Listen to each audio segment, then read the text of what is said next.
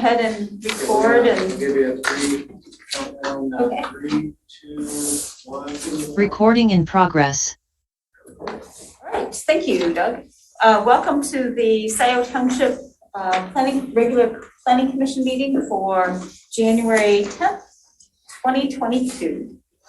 And I want to say we're beginning a new format where planning commissioners will be in person. Planning Commission has mandated masks for themselves, and thank you for those who are present who are also wearing masks, especially because of the peaking that we are doing at this point. We're using a hybrid platform, so anyone who is not a Planning Commission member may join us via Zoom, and that we'll be continuing that process. So those of you that are here tonight, thank you. We appreciate your attendance, but also realize that you can participate via Zoom as if you were present at the meeting. It's only commissioners that are mandated to be in person at this point.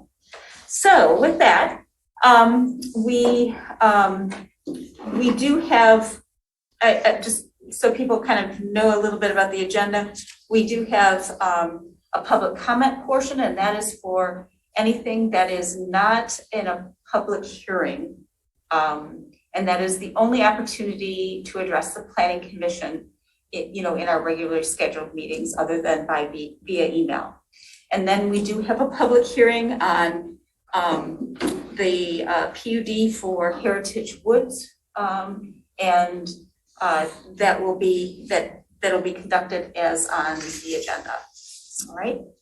So with that, Secretary Chang, will you give a roll call? And I will have people, because we're all masked, those who are on Zoom, if you are having trouble hearing anyone, would you please raise your hand, and maybe Doug, you can, confirm. So, and I will ask Planning Commission members to point kind of at the microphone when you're speaking, and hopefully everyone can be heard reasonably. So for those who are joining us by Zoom, I would just want to do a sound check for me. Can you hear me okay? Nobody's listening. Okay. All right. Thank you. I appreciate that. All right. So Secretary Chang will do a roll call. Okay, Commissioner Moore. Present. Commissioner Courteau. Present. Commissioner Hyde. Present. Commissioner Chang present, and Commissioner Culbertson. Present. Got a quorum. All right. Thank you. The next item on the agenda is the adoption of the agenda. And is there anyone that would like to add to or change the agenda?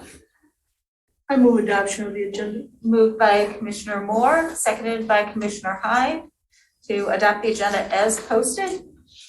Any discussion? We got a request to. That wasn't the request.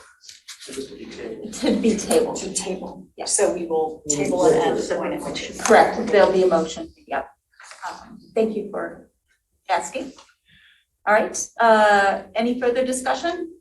All right, all those in favor, please say aye. Aye. Aye. Any opposed? Please say nay. All right, moving on to communications and correspondence. I want to note that all correspondence that was received by maybe a quarter of 5 or something like that was posted to the website. And since then, we have gotten an email from Weston, Furtado, and Rail that will also go into the record for correspondence. We did receive, there are an awful lot of emails. I think almost all of them were regarding the Knights of Columbus.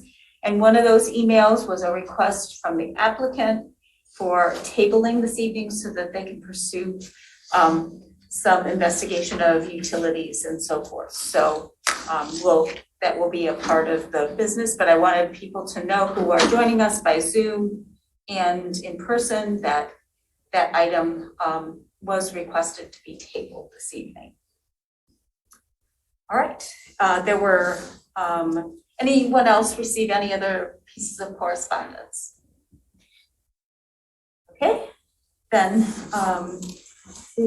we did not request any presentations, and we'll move on to public comment. And this is for citizens that wish to address the Planning Commission on matters that are not on the public hearing tonight. So that would be anything that would not be anything but Heritage Woods. Will conduct a formal public hearing for Heritage Woods. And we ask that any that citizens limit their time to 3 minutes, except for a representative or spokesperson of an organization shall have 5 minutes. And the way that we'll do public comment is we will go to anyone who is in person. We ask you to come up and sign in on the appropriate piece of paper. And we'll do those that are in person first, and then we'll move to those that are logged in by computer, and then those who have called in. So with that, I'm going to open public comment for this evening. Sign here. There should be a public comment paper. It may be furthest to the left, possibly. They all say names of persons presenting comments or something. Okay, how about all the way to the left on the other table? Is there Oh, another public one? comment, here it is. Yay! Hey. Thank you. Who's gonna put them right spot? And if you could, just start by introducing yourself and state your name and your name and address for the record, please. Yes, you want me to start? When you're ready. Okay, I'm Catherine McLogan. I live on Forshee Lane, the last house on the right. And I'm assuming this Heritage Woods is not the Huron grape thing, the meeting. It says we can't speak to anything that's on open hearing, so I can speak to that, correct? Yeah, I'm very concerned about the amount of traffic that would come with the grape farm and the proposed wine tasting and they changed it from weddings to something a little smaller. But, if you've ever driven down Dexter Number Road and turn into Forshee Lane, those cars come flying up over that hill. And to have more traffic right there, that's commercial property, is very concerning to me. I'm also right at the end of Forshee Lane, and there's a proposal for a big development to the west of me. And I've been concerned about that just because not only are they talking about traffic going up to Baker, I know there's some development of trying to get it to go through Dexter Crossing, is that Dexter Crossing behind the old country market and get onto Dexter Harbor Road. So I've always been very appreciative on the slow growth. I'm not anti-growth, but I'm very appreciative of the slow growth of Scio Township. But the traffic, I just don't think that we can house all that many traffic. And I know a neighbor came down to talk to me about it. He's worried about the noise and afraid that if we start this, that it could turn into a wedding venue like they first proposed. So that's what I'm concerned about and why I'm here today. Thank you very much. I'm going to give the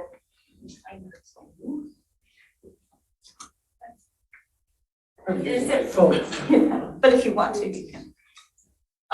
Is there anyone else that is present this evening that would like to address the Planning Commission on anything other than Heritage Woods? All right, we'll move to online participants. Okay, we have 24 attendees, and we do have a couple hands up. And the first hand up is Mr. Roger Rail, and I'm going to click the button that allows what happened? He just disappeared. Hold on, let's see if I can find it. There it is. So I click the button to allow Mr. Rail to participate. So Mr. Rail, you should unmute yourself and then you have the floor. Hello, I'm Roger Rail. I live at 3141 North Wagner, and I'm a chair of CARD and chair co-founder of Scio Residents for Safe Water. I've been watching over the Paul Gelman, Danaher, 1,4-dioxane contamination going on 29 years now. So I was going to call in about the Knights of Columbus site. And I understand that you got my email that I sent out today where I spent several hours creating screen images of the concerns I had regarding that site and its connection with the Gelman dioxane site. And I hope everybody's had a chance to read the quick little video I made of those images. And I hope you were able to share that link in the minutes. Can you switch the view to the commission? I'm just seeing fellow citizens here. I want to see the reactions of the.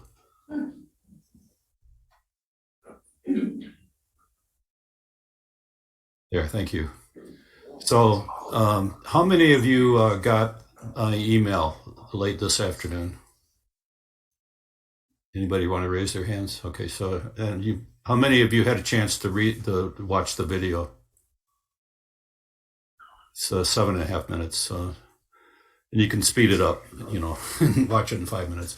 Anyway, I appreciate you looking at those before you make any decisions, because this proposal should be put on hold until all the issues regarding the Gelman dioxane are resolved. And that's basically what I had to say. I was glad to see that it was pulled by the presenter. So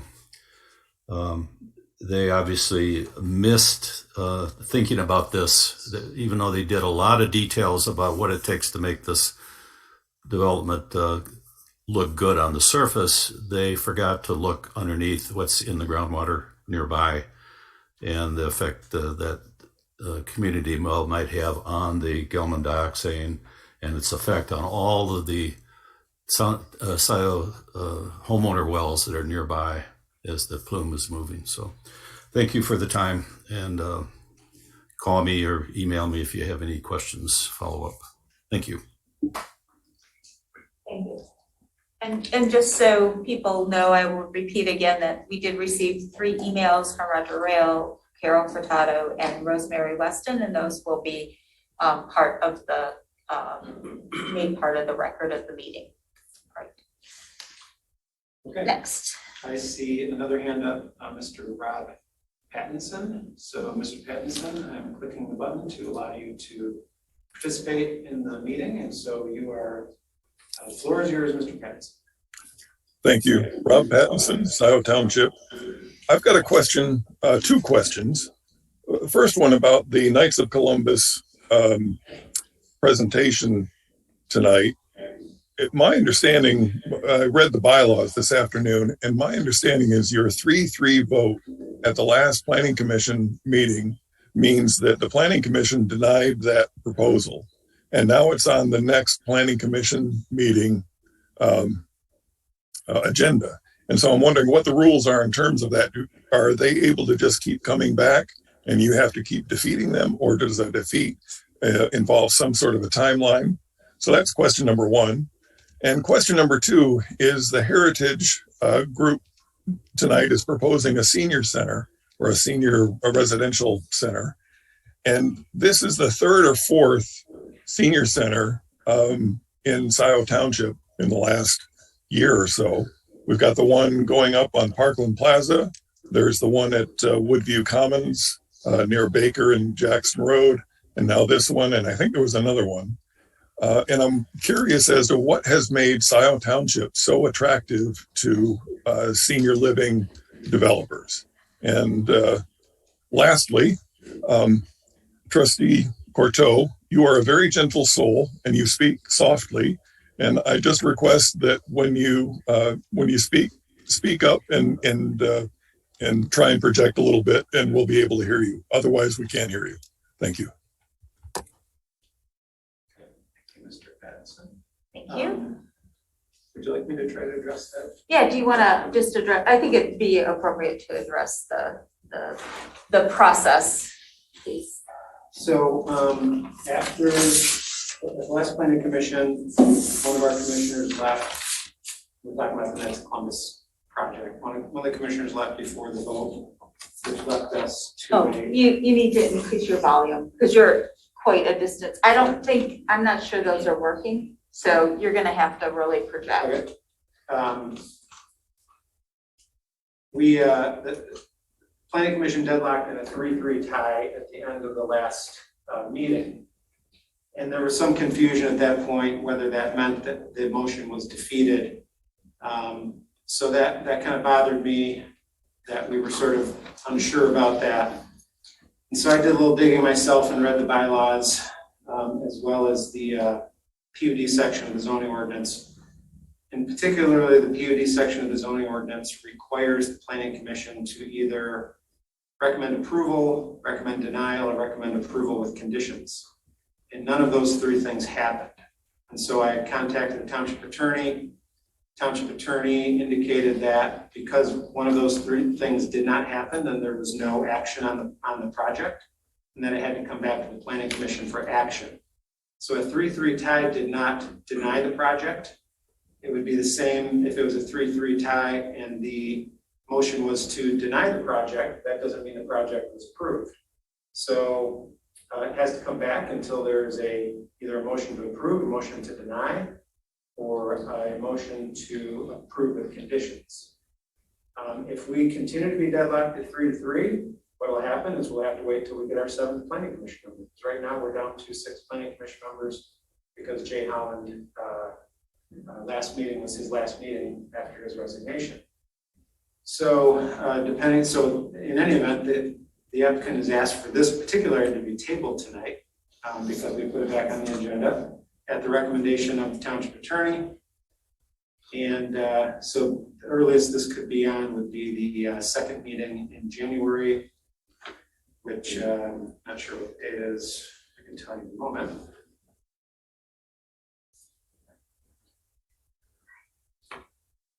Second meeting would be the 24th.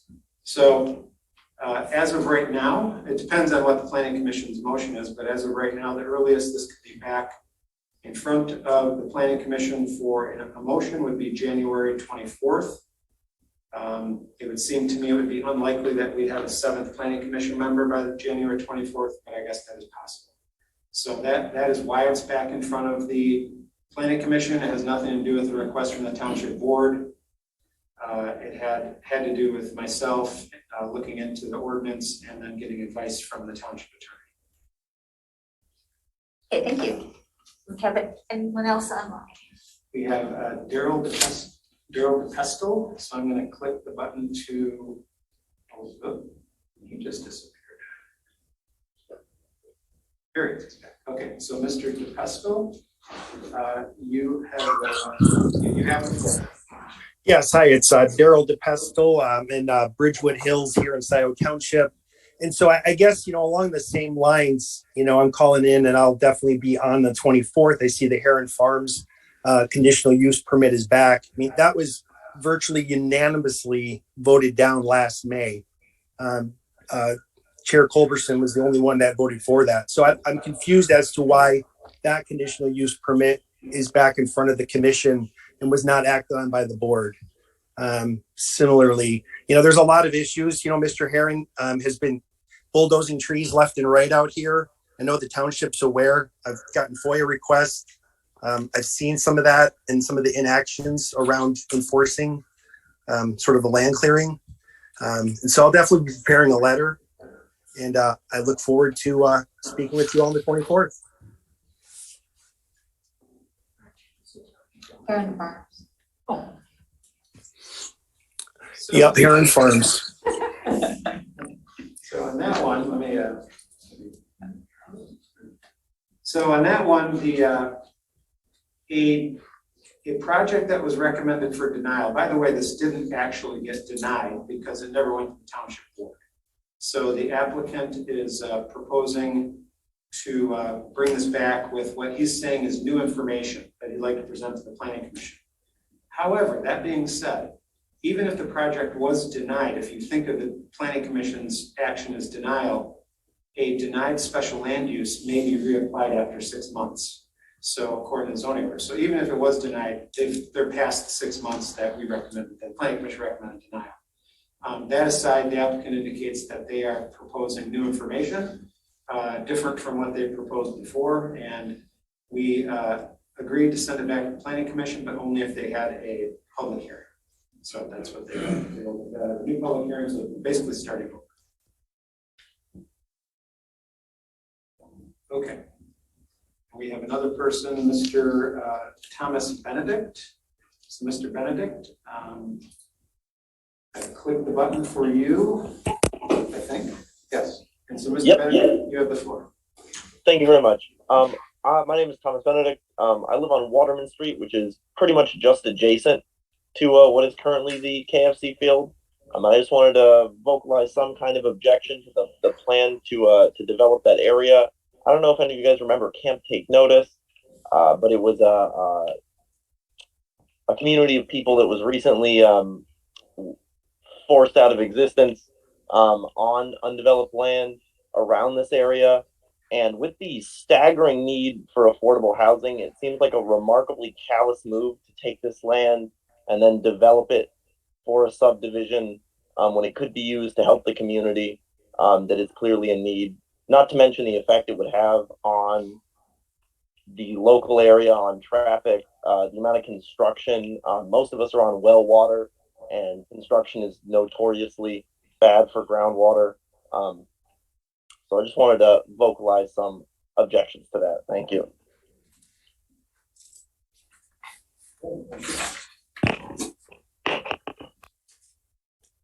We also have next up in our virtual audience is Jillian Carey, I believe. Would you remind people to, I'll remind people to please state your address too, please. Oh. Thank you. I don't, is the chat working? Oh, please state your address to those folks online. And then, so next up is Jillian Carey. So Jillian, and click the button and the floor is yours. Good evening. Oh, good. I can hear my echo, so it must be working correctly. I'm curious. I do have a question. Is it normal for the chair of the planning commission, the township planner, and the supervisor to meet with a potential developer or a potential development? I'm trying to figure out how this whole thing works. I've been in a lot of meetings. I understand about coming in front of the board or in front of the planning commission regarding their plans in front of the planning commission for the planning commission to look at all the paperwork documents and give their input. But I'm just curious, like once a proposal is denied, or as Mr. Luan had just said, that it can come back. But in between that, is that proper, or is that normal protocol to have the chair of the planning commission, the supervisor of the township, and the planner meet with the developer?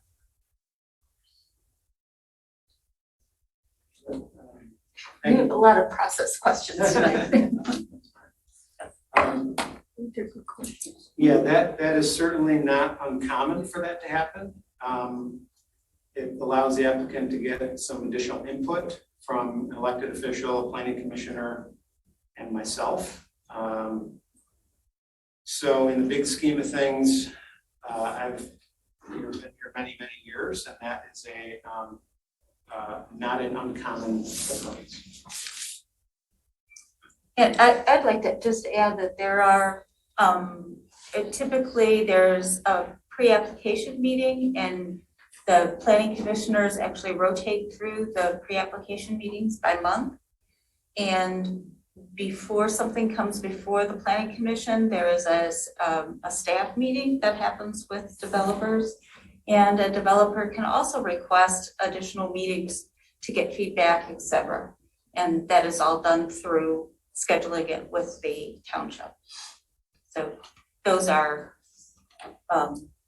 sort of a part of the process that developers can go through, and there are a couple of them that are required, and others that are optional. And then we have another speaker, Maureen Richards. So I'm going to click that button. And Maureen Richards, you now have the floor. Hi, Maureen Richards, Scio Township. Just a point of order. It's no longer required for residents or speakers to state their address. I believe that was changed as part of the Open Meetings Act. So there is a bit of anonymity, although I have no problem telling you I am a Scio resident. I was concerned or curious. I did watch again the portion of the last planning meeting where there was discussion for the Knights of Columbus property. One thing that confused me, I didn't understand. It seemed as if the developer was implying that if their application for PUD was turned down, then they would be giving, would sort of be allowed to get rezoning.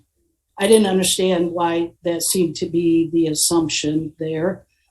Another thing that I didn't understand is the planner, Mr. Luan, made comments about changing the ordinance language.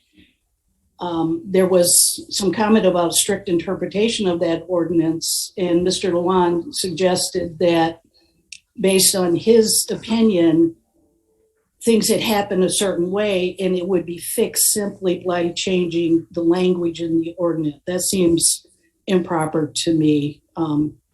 Concerning, and then my last concerning item was when the vote was called, there was an interjection by one of the commissioners to stop the vote, which that seems totally improper, that if you've called for the vote, you should continue. It almost, as I looked at it, the commissioner was asking the developer if he would like to delay the vote. And I don't see how that's the developer's option.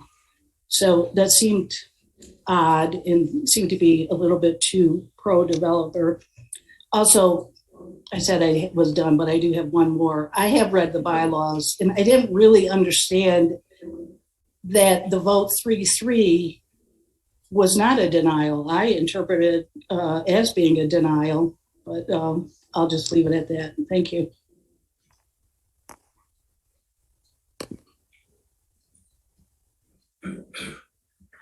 And we still have three of the folks that already spoke. I'm going to lower all the hands. And because I think maybe you didn't have your hand. Okay, we have one more hand, a new hand from Margaret Engel. So Ms. Engel, I just clicked the button. The floor is yours. Hi, good evening. Thank you for all of your careful attention to this Knights of Columbus proposal. I want to say one thing in response to what the last speaker said. It really does look a little bit like the developers are gaming the system here and waiting until they can get a vote they like, because if you notice that the three commissioners who voted against this development are here and the two who voted for it are here. And if the developers had come tonight, they would have lost. But that's just a comment. I feel like I'm running out of ways to tell you how bad an idea this Knights of Columbus property development is. So I just want to say, please don't do it. I've spoken with dozens of people over the last 2 months about this thing, and no one understands why this is going forward. I spoke with a very wise liability lawyer this week, and he said these toxic tort cases, if it comes to that, these toxic tort cases last for decades, and they're a mess, and nobody really wins except the lawyers. And his best advice was to avoid them in the first place. Don't create situations where this could happen.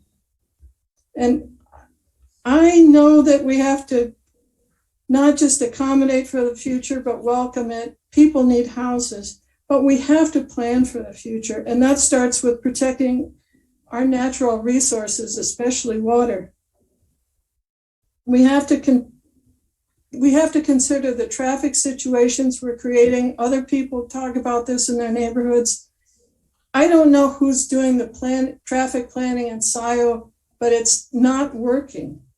It's not, if you need to look no further than the intersection of Jackson and Zeeb to know it's not working. Try taking a left turn out of Township Hall at the wrong time of day. It's not working. We need another process for resolving our traffic issues. But back to the Knights of Columbus Field, this thing will be entirely car dependent, and it's going to be too many cars on that part of the road, and it's dangerous. There's no infrastructure for this development. There's no municipal water and sewer. There's no public transportation. There are no sidewalks. There's nothing but a polluted field on top of the Gelman Plume pathway. 30 seconds.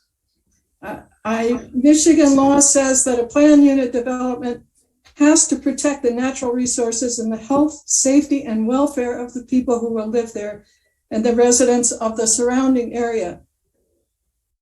Please don't allow this thing to happen. Thank you. Thank you. I do not see any other hands being raised at this point. Oh, one just popped up. Okay, Stephanie Benedict, click that button. So Stephanie Benedict, you now have the floor. Hi, I have a procedural question. Well, first I would like to say well said to the caller before me. I absolutely back up everything that she said. But my question is, for submissions that happened prior to the last meeting where that tie vote was held, that becomes part of the record for any decision making going forward, correct? Could you say that question again? Sure. When you started the meeting tonight, you mentioned 3 submissions that came in today. And my question is, I know there were submissions prior to the last meeting as well. Are those submissions cumulative, or do they need to be resubmitted to every meeting? Oh, you're referring to the comments received by email? Yes, letters, phone calls, email, however you received it. Just all put into the file that the Planning Commission has done. Okay, they should all be put into the file, the packet.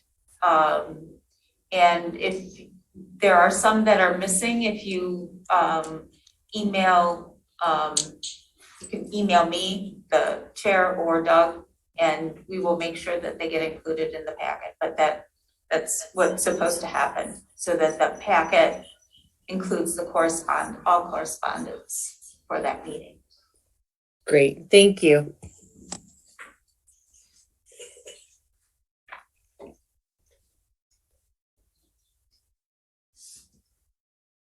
Okay, I see no other hands. Is there anyone else from the public that would like to talk about anything that is not on the public hearing agenda for tonight? Any other items? There are no other hands raised. No phone.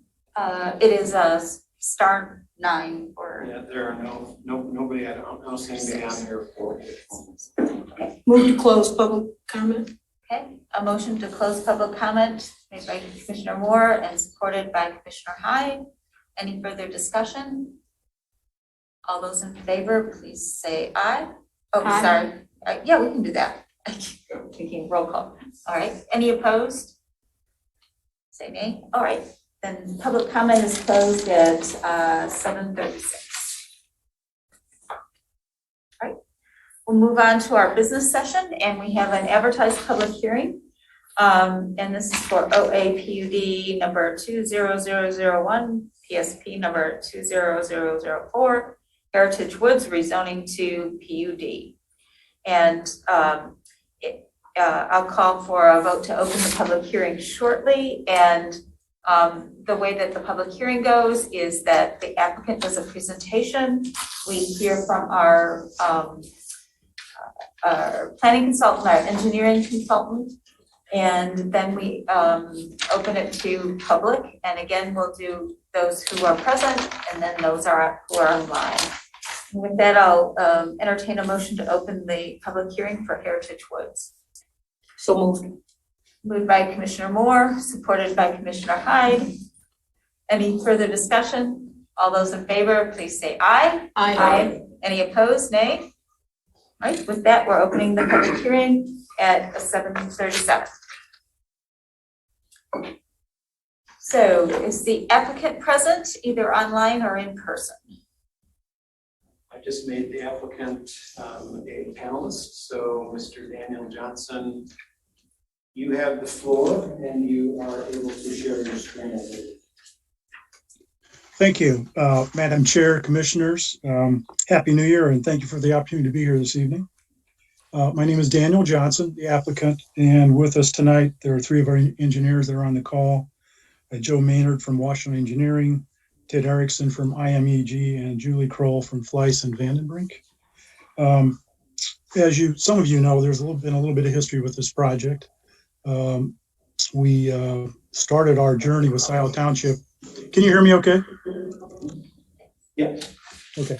We started our journey with Scio Township almost 2 years ago in a very preliminary meeting with Mr. Luan and the former Scio Township Supervisor, Mr. Knowles. Our takeaway from that meeting was that this particular project would have to go through a PUD process. It would take some time, but the proposed project had merit in that it fulfilled some of the objectives of the township's master plan with respect to senior housing. So then in the next month in March, we had a formal pre-app meeting with the township's consultants, PC representative and various department representatives. In April that year, we submitted our application and then came back and went through a process with consultant review and had our initial public hearing in July. And then in September, we had our second public hearing, and I'll cover a little bit of the evolution of the project when we get into the presentation. With that, I'd like to move to screen sharing. So let me try and do that.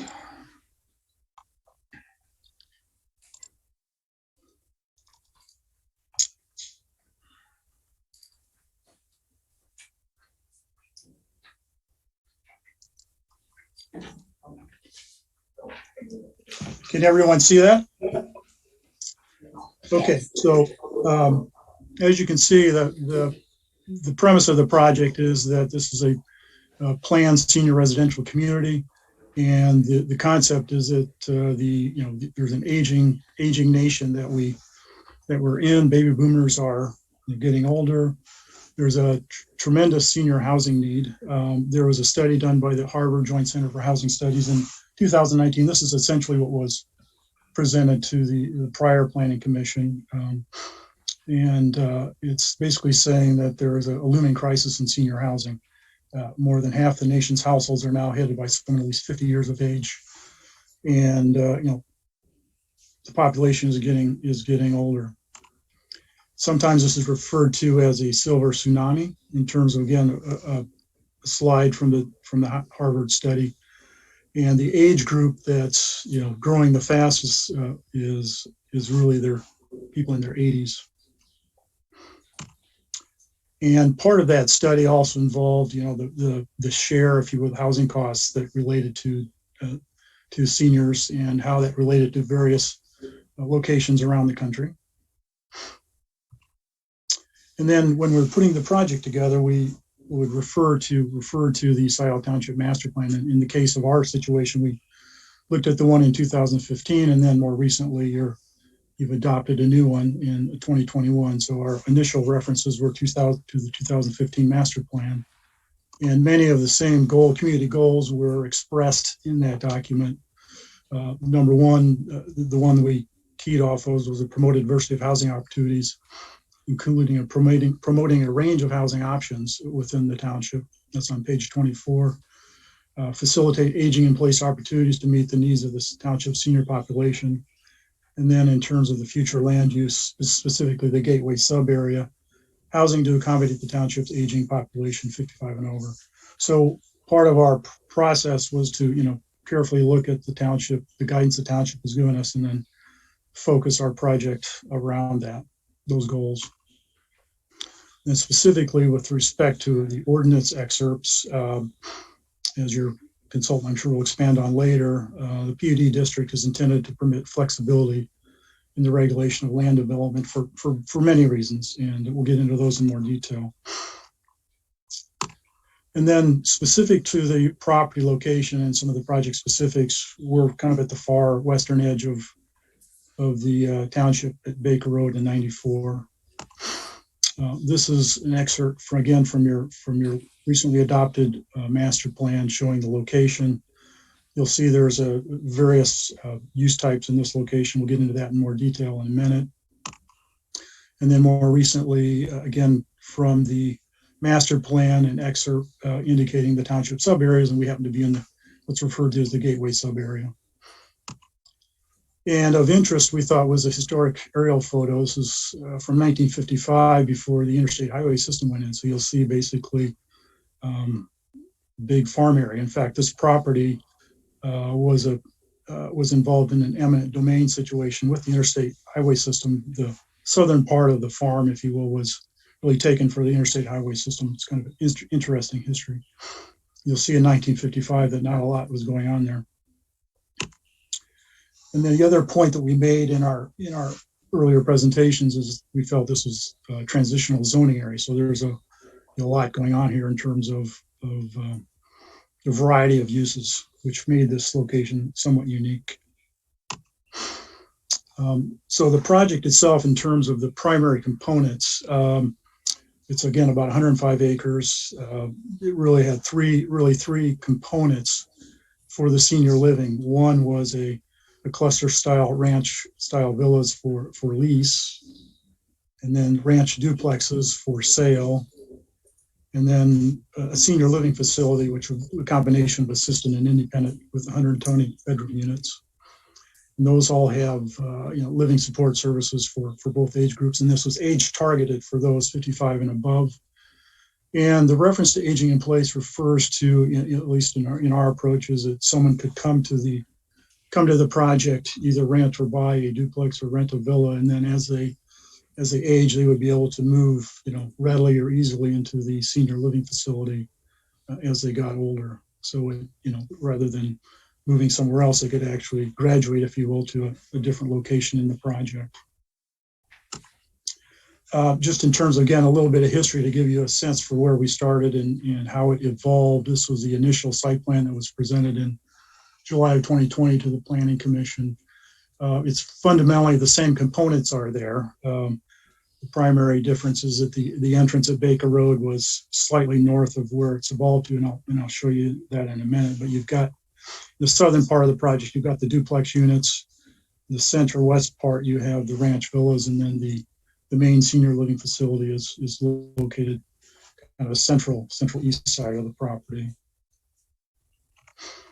And then the evolution to the next building, there were a lot of discussion and comments from the Planning Commission and the relative to the traffic implications to the first group. So we took that to heart. The Planning Commission asked us to go out and retain our traffic engineer, which we did.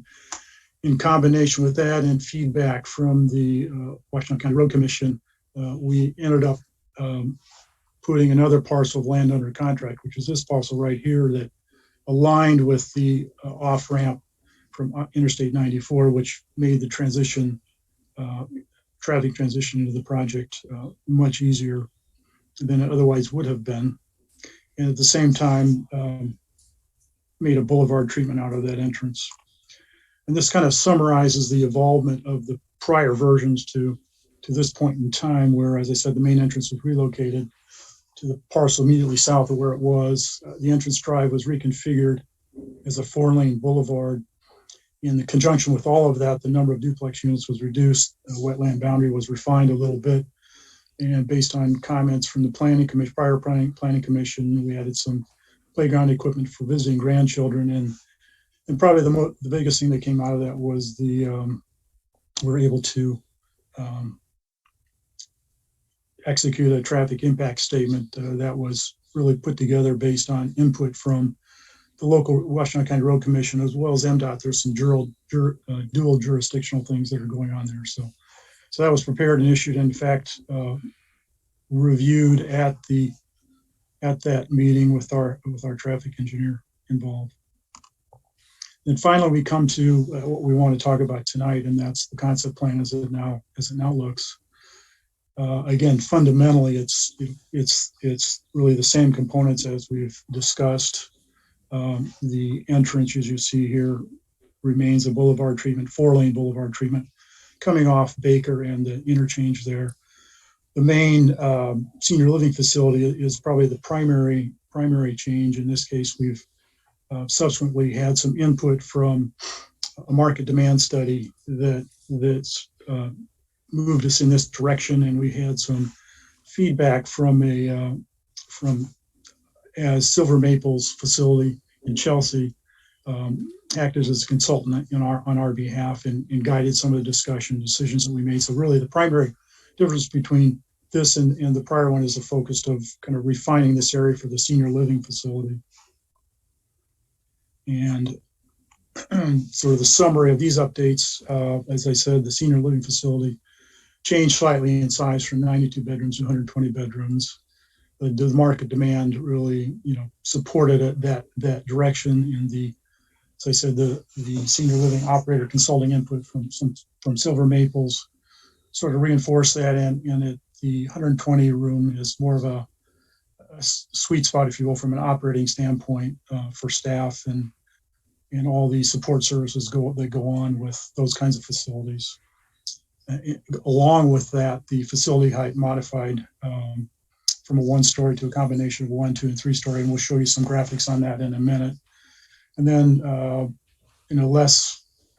the other thing that happened is there was a reduction in we were able to reduce the area associated with what's referred to as the community wastewater utility system to reflect some design refinements associated with the state of Michigan Eagle process that we're currently going through. And then in listening to some of the discussion from Planning Commission in the last year, we heard that there were and understood clearly that there were some environmental sustainability initiatives that were important to the community. So we've updated some of those from what we'd like to propose for the project. And this is again, as I referenced, the traffic study that was submitted prior to the last Planning Commission meeting. And then the results of that, we were able to talk about them at the meeting, but which basically confirmed that the results of the study were appropriate for the project and would effectively accommodate the traffic. But following that meeting, we received a memo from the Washington County Road Commission, basically accepting the contents of the study and supporting what was done in the traffic study. With respect to the demand analysis, as I mentioned, we had a focus study done. And what you see here in the center is a star. That's the property location, and that circle represents a 7-mile radius. And the yellow area is really the study area or the zip code areas that were included in the study. So it supported what we're proposing in terms of the proposed facility at 120 beds, which is similar to Silver Maples, but slightly smaller, if you're familiar with that location. And with respect to the environmental sustainability initiatives that we're proposing, we had talked about the stormwater best management practices at our prior meetings with the Planning Commission. But subsequent to that, we're proposing to include EV charging in each duplex or villa unit in the project, to incorporate LEED certification into the project with the use of the various water saving and efficiency systems that go along with that designation. And then to provide a future solar farm site area in that area near the CWDUS that we were able to consolidate and provide an area for a future solar farm. And then this depicts kind of shows the open space clearly in terms of there are 61 acres of open space, which is pretty significant in and of itself. as I mentioned, the future solar farm area would be in this location where we're able to tighten this area up a little bit. In terms of the site and the site amenities that would be there for the residents, it's a combination of walking trails. I think I did a calculation between the sidewalks and the walking trails. There's probably over 2 miles of those things designed into the project. Some water features, gazebos, kind of pedestrian-oriented facilities for the residents that would live there, and site lighting, and there's actually an area for a dog park area that's included as well, and then the playscape for visiting grandchildren, which I mentioned earlier.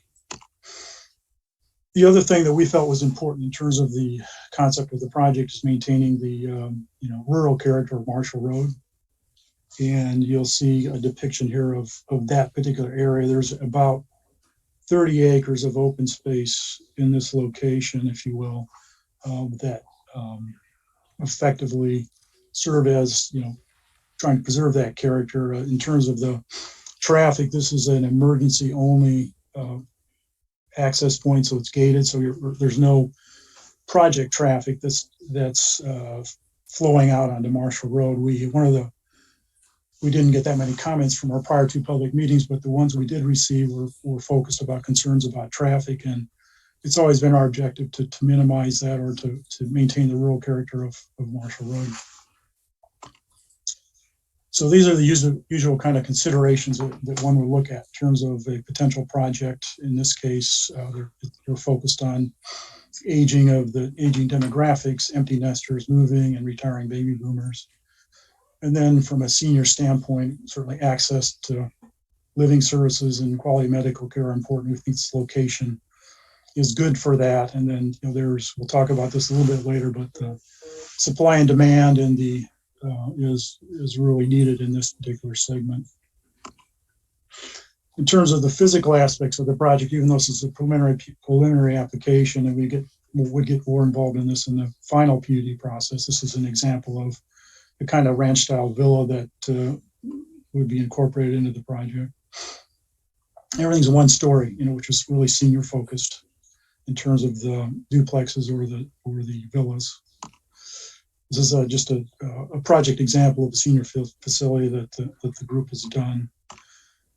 And then in terms of the proposed new senior living facility, this is a character sketch of what that would look like as you're approaching the entrance facility. These facilities typically offer a range of resident living services, from housekeeping to meals primarily is a big one. Maintenance and local transportation are provided for the residents. And many of these are optional. Many of these are really somewhat driven by the specific needs of the residents that be living there. And typically the average age of residents in this type of facility is in the early 80s as an average. Could certainly be lower and certainly be higher. From a utility standpoint, we've talked about this at the prior planning commission meetings as well, that this site is served by public water. So there are no wells involved in this project. Stormwater management system goes through a thorough review by the county as well. And as I said earlier, we're focused on providing best management practices for that particular system, and be fully permitted at the county level. And then the sanitary sewer service is a little bit different here in that there is no public sewer in that area. So we've gone down the path of a private system, which is a long, lengthy technical process with the state of Michigan through EGLE.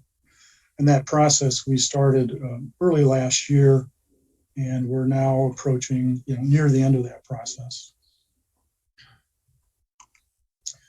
The other thing that we talked about with the Planning Commission before is density was on a comparative basis was an important topic. So we did a survey of various facilities locally or in the area that we thought that people would be aware of. Silver Maples, I mentioned earlier, they have 152 beds. And we, again, as I said, we focused on density here. That was a topic of discussion then. And you can see there are 8.77 units per acre. And interestingly, from a demand standpoint, you're looking at 2 to 4 year waiting period for that facility when we did this survey. Cedars of Dexter is a 100% independent living. But again, the density is 4.13. There were 61 units there. And that's a 10 to 14 month waiting period when we did this survey. Glacier Hills in Ann Arbor, a little larger facility, 297 beds, 9.43 units per acre. And again, a 1 to 3 year waiting period. There was a project, Woodview Commons, which I think you're familiar with, which had a quote unquote senior facility within that multi-use, multi-tenant, multi-commercial residential project.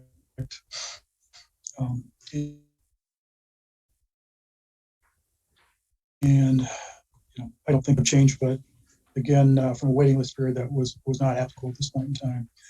And then in terms of our proposed project, Heritage Woods, which is a combination of assisted and independent, we had a combination of 351 would be the number between the villas and the duplexes in the senior facility, which results in a 3.33 unit per acre number, which compares favorably to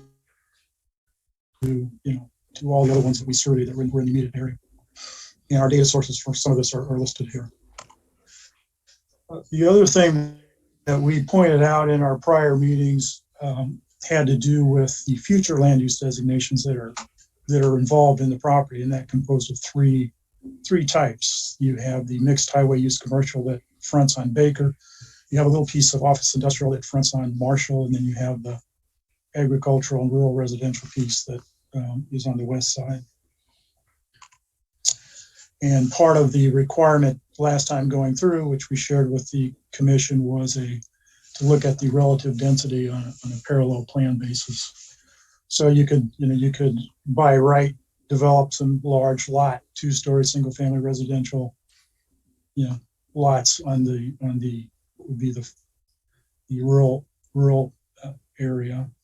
You could put a 2-story office building in this location off of Marshall, and you could do a 2-story hotel in this location off of Baker. So in combination, it's, as I mentioned earlier, it's a transitional area. So you've got a combination of different land uses here, and again, which argues for in this case, maybe a PUD approach for the project, which is why the township recommended that. The other thing that we looked at, again, just to again compare our proposed project to the parallel plan, and this is focused on traffic analysis. So you can see here the average daily traffic calculations for the proposed project is not quite half as much as or a little more than half, I should say, as the parallel plan would be with the single family, the hotel, and the office building. So from a traffic perspective, this project is certainly superior than the parallel plan. Then we get into and talk about the potential community benefits, which are part and parcel of a PUD project. The project would contribute to elderly housing objectives and facilitate aging in place opportunities that were articulated in the township's master land use plan. The project would provide for preservation of over 61 acres of open space and natural features. There were 17 acres that we would dedicate as a land conservation area. And we've always maintained that maintaining the rural character of Marshall Road was important, which included preserving the original farmhouse on the property. The project components would include, as I mentioned earlier, cluster type, 1-story cluster type housing, tree preservation, and typically there's a 100-foot perimeter buffer around the entire perimeter of the project. The project got involved in dedicating some easements for future community pathways on the property by providing a route and easements on the property. There were elements of reforestation on the property. And as I mentioned earlier, incorporating the BMPs for the stormwater management system. The project would have permanent job benefits for those that would be able to work at the senior living facility. There's also construction jobs associated with the project, which would have effects on the overall regional economy and the local service sector businesses. And of course, the tax-based improvements to the township, the county, and school districts would be involved, which would be significant compared to the existing land uses. And then the community benefits would also include a demonstrable support for the following objectives in the master plan: for public pathway connections, the utility system in this case focused on water, and township fire and emergency systems. We'd like to thank you for your consideration. We've gone through the consultant letters, and we'll really take no exception to anything that was indicated there. We feel that any of those could be handled quite easily in a final PUD process. And happy to answer any questions that you may have at this time.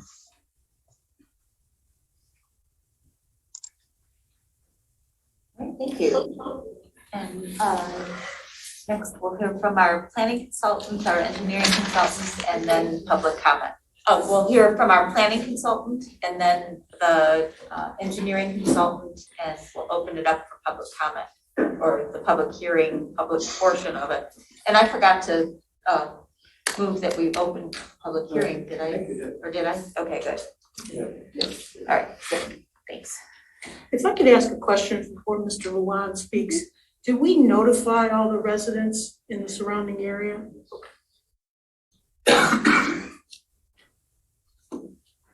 Okay.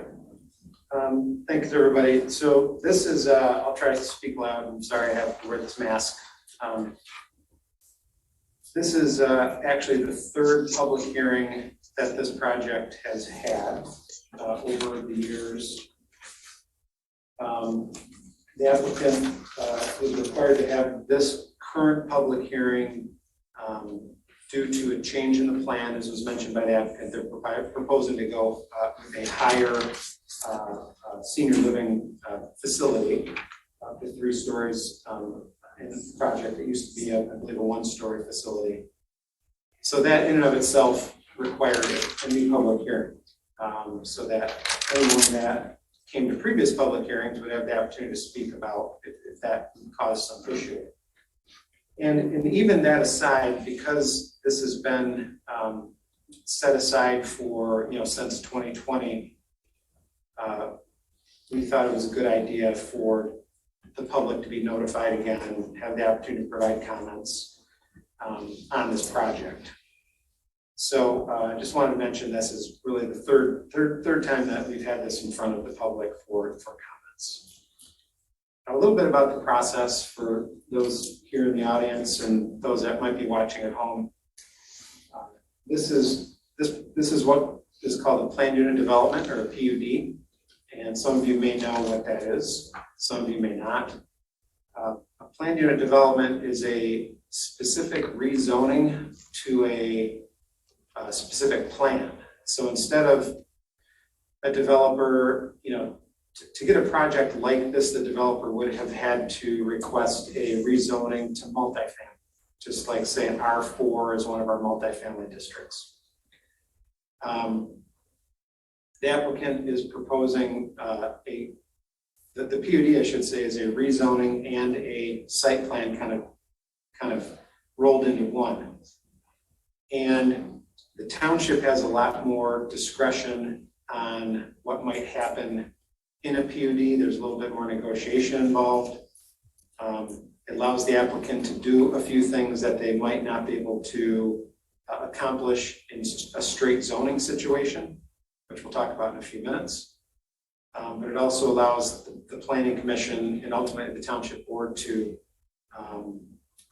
place some conditions on an approval. So a PUD has advantages to the developer. It also has some advantages to the township. But just so everyone understands, a PUD is a rezoning to a specific plan. So should this plan get developed, this is the only thing that can happen here. It's not as if we're rezoning it to multifamily and then they can do whatever they want. this plan very specifically would have to be built as is shown. So what you see is what you get with the planned unit development. So how the process works is this is in Scio Township, the PUD process is a two-step process. So there's a preliminary PUD step and a final PUD step. And right now we're in the preliminary PUD step. So what will happen is tonight we'll take comments. The Planning Commission will make some action, and that could be, as I kind of alluded to for the Knights of Columbus project, that action would be a recommendation of approval to the Township Board of the preliminary PUD, a recommendation of the denial, or a recommendation of denial of the PUD, approval of conditions, or the Planning Commission could postpone it to allow the applicant to address any outstanding issues that they might have. This is not the final step. In fact, this is the very, very first step in this process. Even though we've had 3 public hearings, the applicant never got through the PUD stage. So this will have to go from a recommendation of the Planning Commission to the Township Board. Should the Township Board recommend or approve the preliminary PUD, that doesn't allow the applicant to construct anything. All that does is allow the applicant to submit for final PUD. So really at this stage, the Planning Commission and the Township Board will be looking at the concept of the plan. Does it meet the intent of the planned unit development ordinance? Is this something the township wants to even entertain? So if it is, then the applicant can proceed to more detailed plans. And that's really where we're at. We're in the very, very early stages of this proposal. And if it moves on from the Planning Commission, we'll go on to the Township Board. And the folks here and anyone else would have opportunity, of course, to speak in front of the Township Board as well. So that's a little bit of the process. So best case, including tonight, we've got 4 meetings. Preliminary Planning Commission, Preliminary Township Board, final Planning Commission, final Township Board. If this would happen to get postponed this evening, add a meeting to that. So I'm going to really summarize my report at 17 pages, and I'd like to allow a lot of opportunity for the public to participate. So I will just briefly summarize this. I assume the Planning Commission has gone through our report, our review comments, and should the Planning Commission have any questions, I'd be happy to try to answer those. The big parts of a planned unit development that the Planning Commission should be concerned with and the township should be concerned with at this stage, the preliminary PUD stage, is whether the project is eligible to be considered a planned unit development and whether it meets the township's PUD standards. We provide some comment on those items on pages 6, 7, 8, and 9 of our report. And I'd be happy to answer any questions that the Planning Commission might have with regard to that.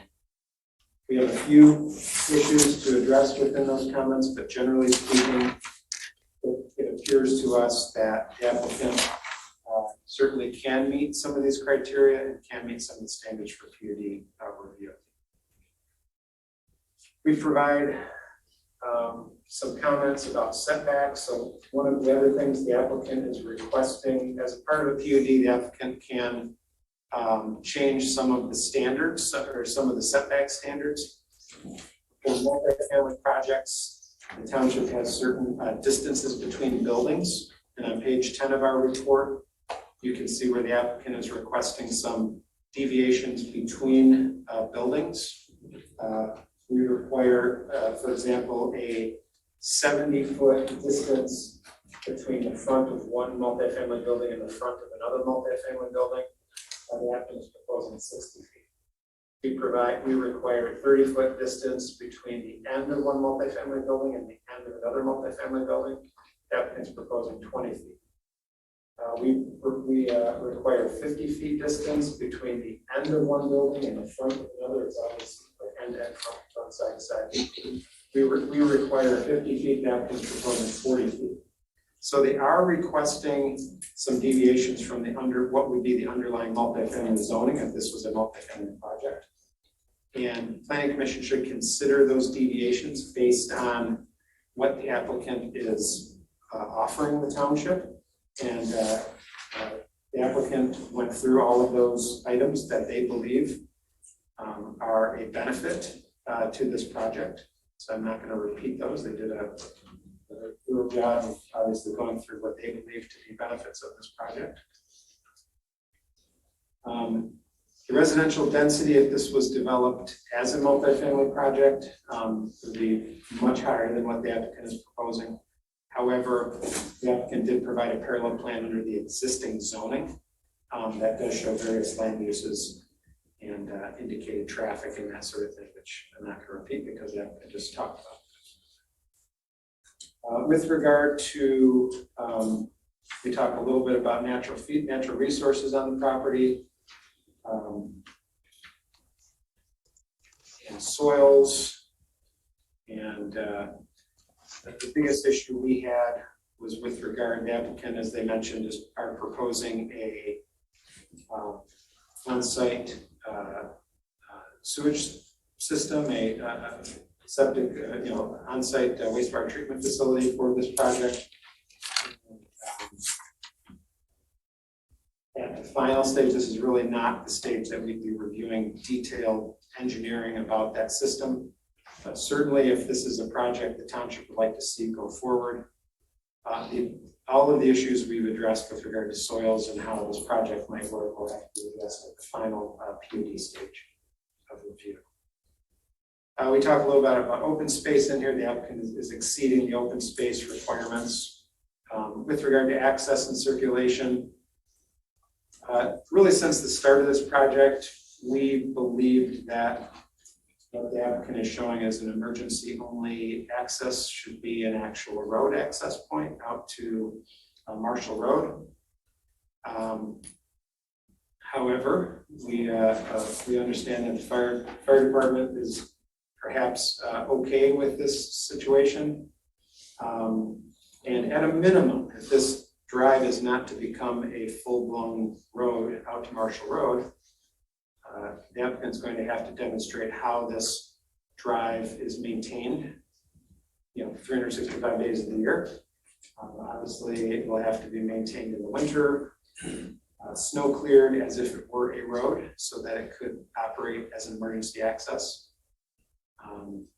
As alluded to by the applicant, the access point to Baker Road there have been some concerns from the Road Commission and MDOT about the location of that driveway entrance, and that's why the applicant is going to a 4-lane boulevard in an effort to allow, if there was an accident or something in that area, to allow those 4 lanes to have some emergency access in case there's an accident in front of this facility. Of course, that's what the secondary access on Marshall Road is. And I think I also understand at least in the previous public hearings, some of the residents were concerned about that Marshall Road access and did not necessarily agree with my point that should be a dedicated roadway because they wanted to maintain the character of Marshall Road the way it is. I think an emergency access would do that. There would be no daily traffic. It would only be used for, fire, police, and, ambulance type services. That's something the Planning Commission should discuss. As long as that road is left open and had full access for emergency vehicles, we could accept that. But that's one thing we've been mentioning from the start, so I thought I would just mention that as well. We go on and talk about essential facilities and services. The township does have a full-blown on-site wastewater system ordinance, and that review would take place as a part of this PUD review. It would likely take place, or likely it would definitely take place at the final PUD stage of review. So that would have to be done at the final PUD stage of review, as well as the detailed engineering. I'm sure Sally Boss, township engineer, will talk about a little bit of that in a few moments. We need a little more detail on the safety paths and sidewalks. Again, that would typically be a more final detail of the final PUD plan. We were a little confused about the parking and loading on site. The applicant is proposing a significant number of parking spaces over what we would normally require. And, we're always trying to minimize impervious surfaces. So we would like the applicant to provide a little more information on the parking spaces that they're proposing and why that is such a larger number than what's actually required by ordinance. And then at the final PUD stage of review, we would get into detailed landscaping, detailed lighting, detailed signage. The applicant has provided some elevation drawings for the Planning Commission's consideration. Of course, the detailed floor plans and elevations are required at the final stage, but they provided some of this information now to provide so the Planning Commission could see what they are proposing. We noted some of the PUD deviations that the applicant will be requesting. Primarily, those are distances between multifamily buildings and the height of the senior facility in the middle of the project. And we have 13 conditions that should be addressed to the satisfaction of the Planning Commission prior to this project moving on to the Township Board. And I will read these specifically. So the first step is to provide a breakdown of unit types and number of each in the senior living facility. We had some question about in the big senior facility, the difference between beds and bedrooms. Because they do have parking is tied to number of beds, not bedrooms. So we need some clarification there. Second is this is going to be the Planning Commission's job, and that is to affirm the proposed project meets the PUD eligibility criteria. Number 3 also will be something the Planning Commission and ultimately the Township Board will have to determine, and that is that the PUD meets intent and outline standards of the PUD district. Number 4, for the Planning Commission to consider the requested deviations, as I talked about. Number 5 is review proposed stormwater improvements by the Township Engineer. Ms. Boss will talk about those in a moment.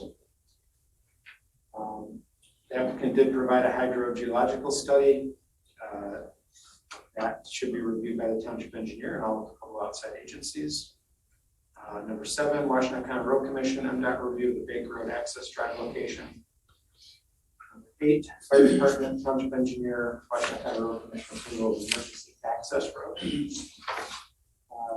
Providing details on the garbage truck turning radius. Number 10, review essential facilities and services from County Health Department, Township Engineer, Township Utility Director. Number 11, provide a quantity in each bedroom type of the assisted living facility, as I talked about. Number 12, Planning Commission input on conceptual building elevations. And number 13, the applicant should provide a listing of all the deviations of the project. And then there's some other items that have to be addressed for the final PUD stage review, such as a detailed landscaping, lighting, floor plans and elevations, that sort of thing.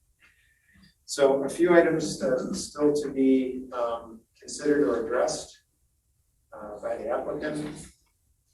With that, unless there's any comments at this point, I'll turn it over to Sally Moss, Township Engineer. Good evening, everyone. Our letter is dated December 27th with a revision date of January 3rd.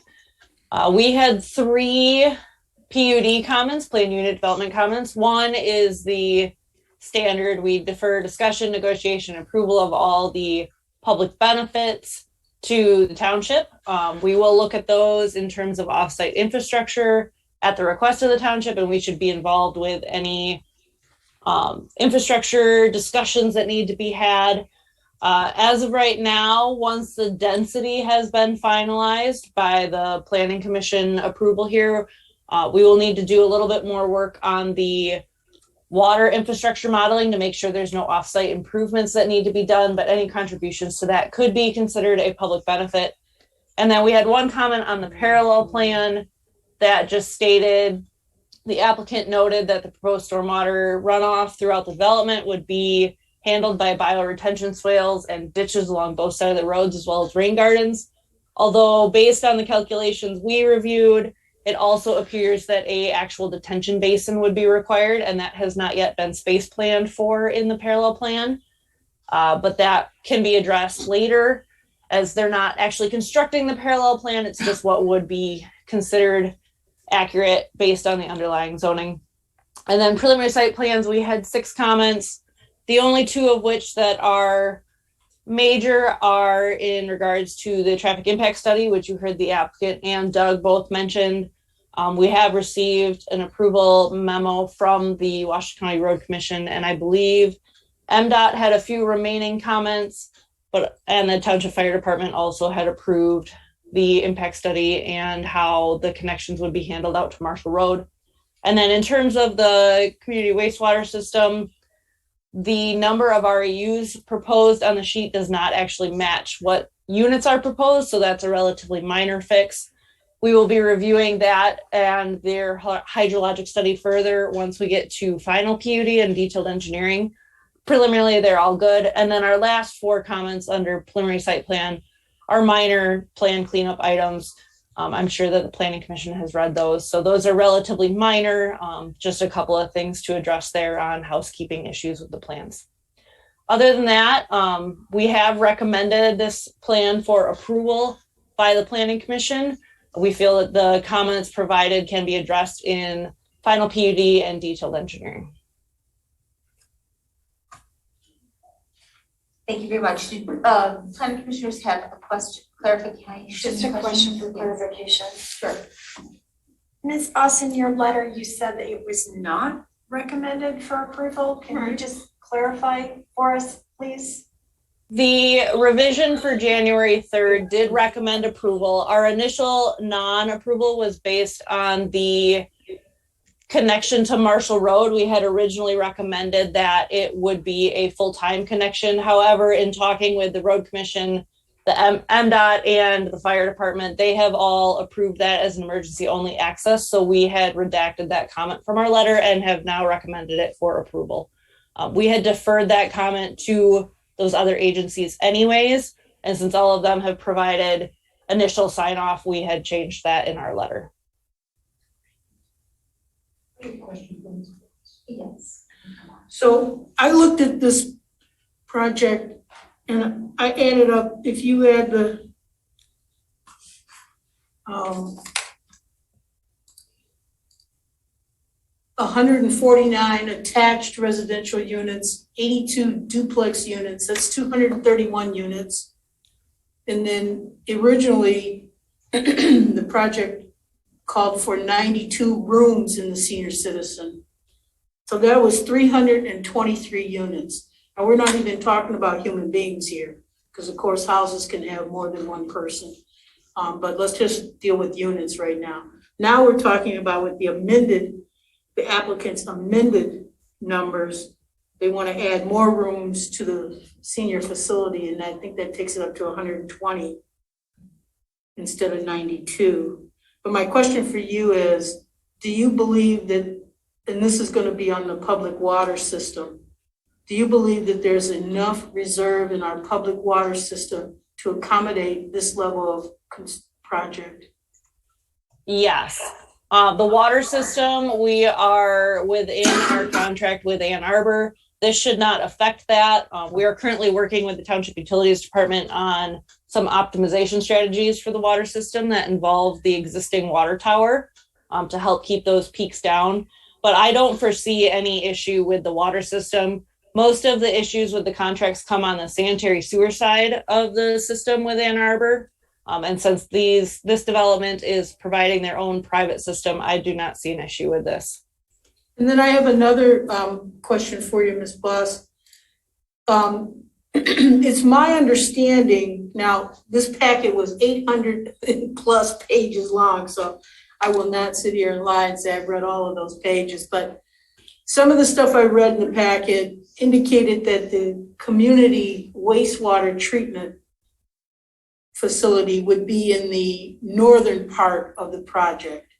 And this would be along Marshall Road, the northern part of the project. Correct. I'm talking about the northern part of the project the westerly northern part, or are we talking about the easterly northern part of the project?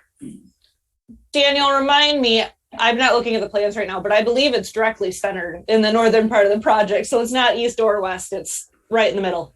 Yeah, that's correct. That's correct, sir.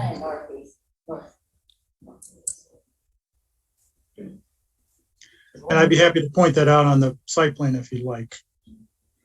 So as I understand your answer, it's in the middle of that green area in the northern part of Marshall Road? Correct. Okay. Yeah, it's not located in either corner. It's pretty much smack dab in the middle of the development, and that satisfies all the required setbacks. So this project has a community wastewater treatment, and there's another proposed project dangling out there that's a little bit further down on Baker Road with another 200 or 300 plus units. And that's gonna have a wastewater treatment facility as well as a community well. And I wonder, just with regard to the wastewater treatment, do you believe that these two projects are maybe 2 miles away from each other? You have any concerns about the discharge in these wastewater treatment facilities? Because they go somewhere, they get just discharged somewhere into the Mill Creek area. I mean, have you had any opportunity to think or look into that? Doug, are you aware of another project that close in proximity? I guess it's not on my radar as The of Sloan right now. Preserve, the Sloan Preserve is Oh. the project I'm talking about. Yes, it's dangling in the, Across the street. in the, It is dangling, I yes, in understand. the, That is something we will closely look at with the county health department and Eagle, because both of those will need to be permitted. Generally, though, there's not an issue with discharge when it goes. I believe one is going to groundwater and one is going directly to Mill Creek. So they are going to different outlets, but that is something we closely review with the other agencies that also have jurisdiction over this. So, I just always like to point this out at these meetings. Gelman was an industry on Wagner Road that was approved by the state, approved by the county, so much to be said for those approval agencies. We're talking about a good 500 units, if not more, between these two projects within a mile or a mile and a half away from each other. I don't know if you've ever come out of the Pilot gas station on Baker Road, but depending on when you come out on Baker Road, I've been here for 14 years. I've already seen the amount of traffic that's increased. And I looked at this traffic impact study and it said, everything's fine. Washtenaw County Road Commission, everything is fine. Eagle, oh yeah, everything is fine. And I can tell you, I'll sit along with the truckers coming out of Pilot to get on Baker Road, turn right. So I'm very concerned that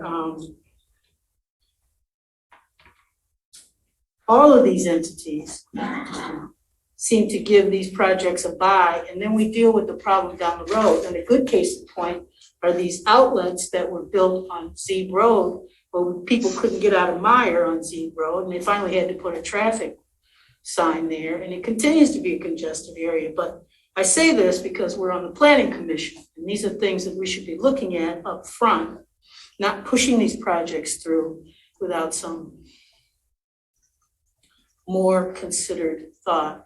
Because I hear a lot of what Mr. Luan said and the applicant talking about everybody wants to keep the rural nature of the community. Well, we can't remain rural in nature with these huge projects. For instance, this Heritage Project started out with a 1-story senior citizen building. Now we're up to 2 to 3 stories. But anyway, I'll move on. I don't want to. I just want to make sure that we're asking clarifying questions because we still have no, to that's hear from fine. the public. That's fine. Okay, great. And then the other question I have is this senior citizen housing going to be built along with the other housing, or is it going to be a phase in later on after the other housing is built? And that's a question for Mr. Luan, the applicant, or Ms. Boss, if you know the answer to that. Dan, I'll defer to you if you want to take that one. Sure. I think what was presented in the materials is that it would be essentially a single phase project. So one doesn't necessarily follow the other. Otherwise, there's certainly a construction sequence consideration, but this is essentially looked at as a single phase project. Thank you. And any other clarifying questions? Because I do want to make sure we get to our. I just have one more about the community wastewater. Who is going to be responsible for the community wastewater system after the construction is done and the developers are gone? Who is responsible for maintaining the wastewater treatment facility? In general, there is a written agreement between the development, the HOA, and the township that states the HOA will take responsibility for it. They have to have an on-file maintenance contractor as well as a maintenance agreement that gets recorded with the county, so it is a legally binding document. And so yes, there will be, the homeowners association will be responsible for it, but ultimately it will all go through likely the same company that maintains the other private pump stations and things in the community. I believe it's Highland Treatment. We've worked with them for a number of years. And then we can also require that they have to submit their maintenance records on a yearly basis. That can be written into the agreement. Those types of agreements are generally dealt with in the final PUD process. So we will be looking at those, but there is a formal agreement that is recorded with the county that requires them to do annual maintenance on it. Thank you. The township also has an on-site wastewater treatment ordinance where all of those issues are addressed in the ordinance about ongoing maintenance and cash deposits that have to be made up front to make sure they're maintained. So that we have, so yes, the state has to approve the facility, but the township also has to approve. We have our own ordinance. All right. And we'll move to our public and start with folks that are present.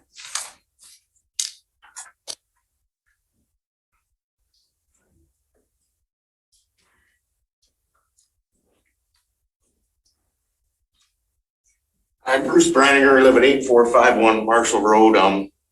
We got the dairy farm just west of this proposed development, and I don't know, it seems pretty dense to be a transitional area. I mean, we're livestock farmers, and we apply nutrients, and it kind of gets a little smelly around there, and I just feel that that's really going to be a problem for us down the road. There's very little setback in this against the property that we own, and we're going to be farming really close to that, and when we apply manure and stuff, I can really see that as a problem. We also farm the Davenport farm, which is right across the road from the proposed development, and that's in the PDR program, so it just really seems like this is a really dense thing to be really close to agricultural land. I also kind of dispute the density of, if they just put single houses in there, because a lot of that property will not perk unless they put engineered land, drain fields in there, so I mean, I really doubt that if they couldn't slam as many houses in there as what they were claiming. And also I kind of want to dispute the waiting period for Silver Maples, because God rest my soul, we just lost my dad, but we were looking into, perhaps transitioning into him there, and it was not 2 to 4 years. So I really kind of dispute that. So I just recommend that you deny this project, but I thank you for your time. Thank you very much. Anybody else?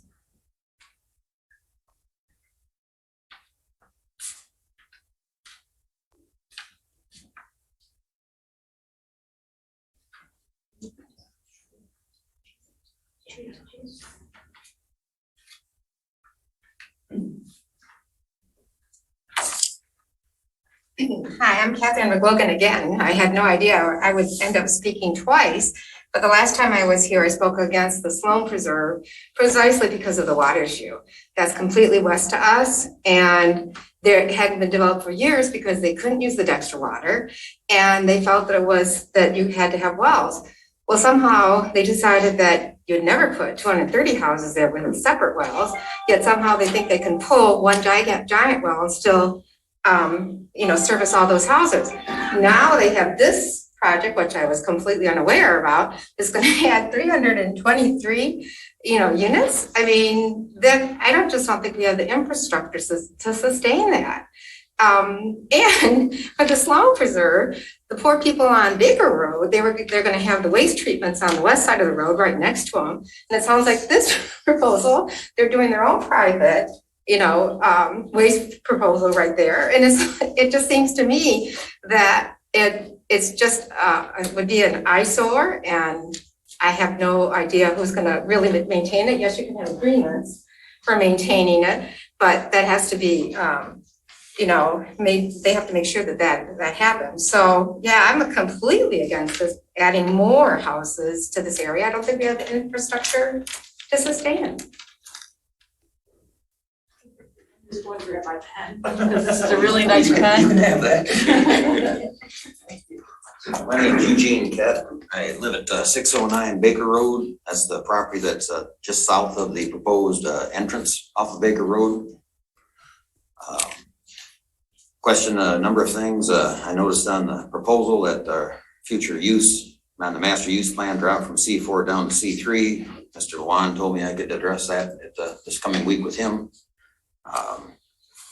It's hard to believe that they're going to allow a 4-lane boulevard to share the end of my driveway. I had a hard time getting out of that to get here, let alone with 1,200 more vehicles coming and going through the day. The boulevard appears to run about 45 feet away from my house. There's been a storm sewer drainage problem. We've been flooded more than once, and I don't see anything on the plan to indicate anything to taper that off or to where that water is going to go. I see the 2 retention ponds, but highly unlikely that'll get it. We get quite a bit of water from the expressway. Also concerned about the way the boulevard butts up to the end of the driveway. It appears that it'll be hemming us in. We have 4 lots that are south of that. Our neighbors here, we question the safety in getting in and out of the driveway and the value of our property going down because this lowers the availability to put whatever else we should be able to put there. It seems we're hemmed in on 2 sides with the residential development, and that's what would be needed to go on the property to kind of comply with that.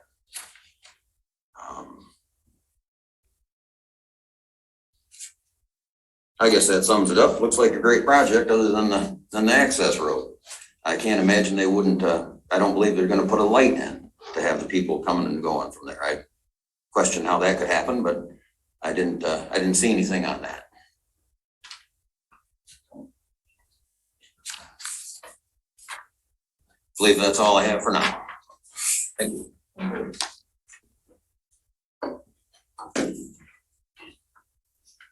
Yes. First of all, my name is David Spicer. I live at 525 Baker Road. And one of my things after I've been listening here is I do believe I pay taxes, or we can buy property to, so we can have this land or whatever to preserve land. You want to do something, I read lately, want to do one so we can keep it for farming or whatever, we might do it for farming. Seems like we're going backwards here. Why would we let them change something from farming to the residential? Isn't that backwards of what we're trying to accomplish in this township? That's one thing. And the other thing, the man that talked earlier about, I want to tell him one thing, and that is, you talked about how much, you want to take care of the senior citizens. Well, I live right into that service drive down there. I'm 71 years old. Why don't you come talk to me? I'm a senior citizen. You didn't do that. You're putting the thing right up and butting me so I can hardly get on my driveway. So to get on with what I want to say is I have lived there for over 47 years. I've seen Baker Road go from a 2-lane road to a 5-lane road. The service drive was built and intended for the use of 3 homes, not 231.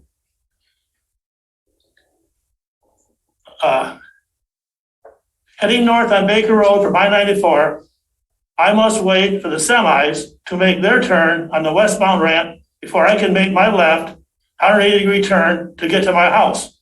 Usually that is when the light turns yellow or sometimes red. What is going to happen when I commit to my 180-degree turn to go down my service drive when cars are blocking my path down with my 30-foot camper trailer behind me hanging out on Baker Road?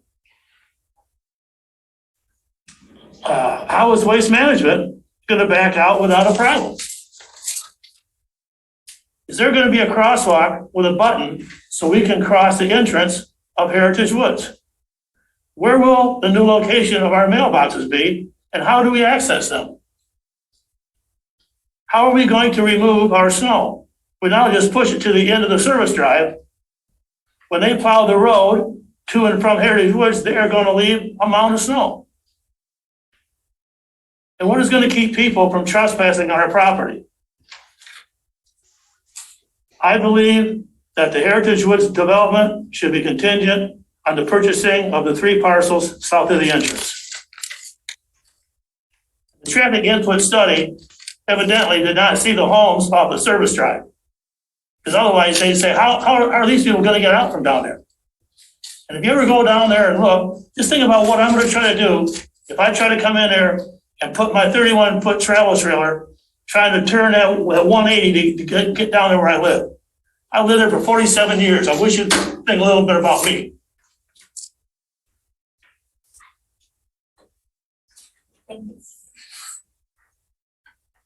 My name's Kathy Spicer. I live with him at 525 Baker Road.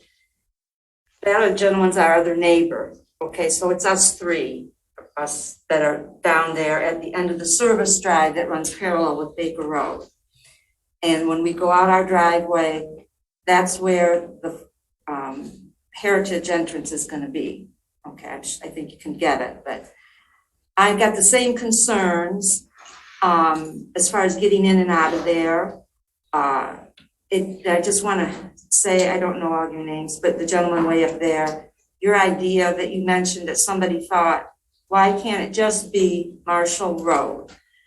I mean, you could still, there's still going to be countryside. I mean, I want to save the countryside, okay? The woods, the nice look. But Marshall Road would sure take care of a lot of problems, it seems like, as far as roads. And then us residents who have been forgotten and just sit there lonely, you know, not knowing what Heritage entrance off Baker Road is going to do to us. The other thing is we own property that goes west, okay? Our acres of land are going to end our woods, and there is going to be their development. And I did mention the last time on a Zoom, I was concerned because I walk that a mile, we share, and I walk through our little land every day, okay? I walk our woods. That's my exercise. Now they want to have walking paths at Heritage Community.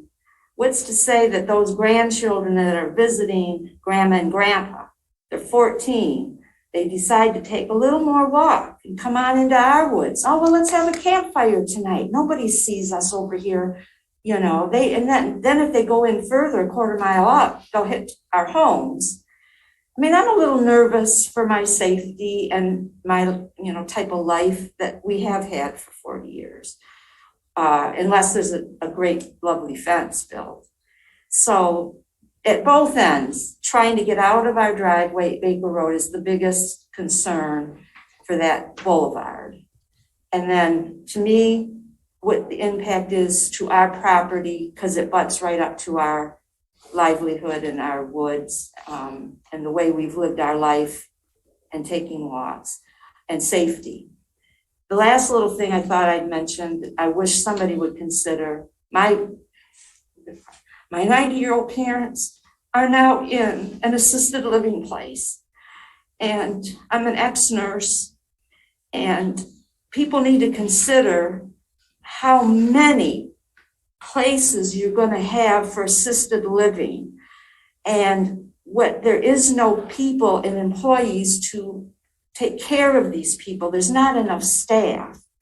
So watch the numbers, watch how many they want to put in there, because I'll tell you what, they don't get taken care of very well. And in this whole area, it's been a year and a half now, so don't overdo the numbers. And 3 floors has got to be considered a little crazy for assisted living. My parents is a 2-story. They use walkers. My dad is barely walking. They get spine shots. They barely walk well, but they can still walk to their bathroom and in their apartment. But they're on the 2nd floor, and it's dawned on me, how are they going to get out of there if there's a fire? It's stairs. You can't use the elevator. Those people who are staffed there to carry people from a 3rd floor or even now a 2nd floor, and they say they're going to have fire drills. There has never been a fire drill. I've tried to coach my parents on what to do if the fire alarm goes off. So 3 is a lot to consider. Somebody really needs to think of the safety of the seniors for that, because, Dexter doesn't want to be known as having kind of a place that you would want to go to. Kathy, I already wrote you down. Oh, thank you. All right, thank you. Thank you.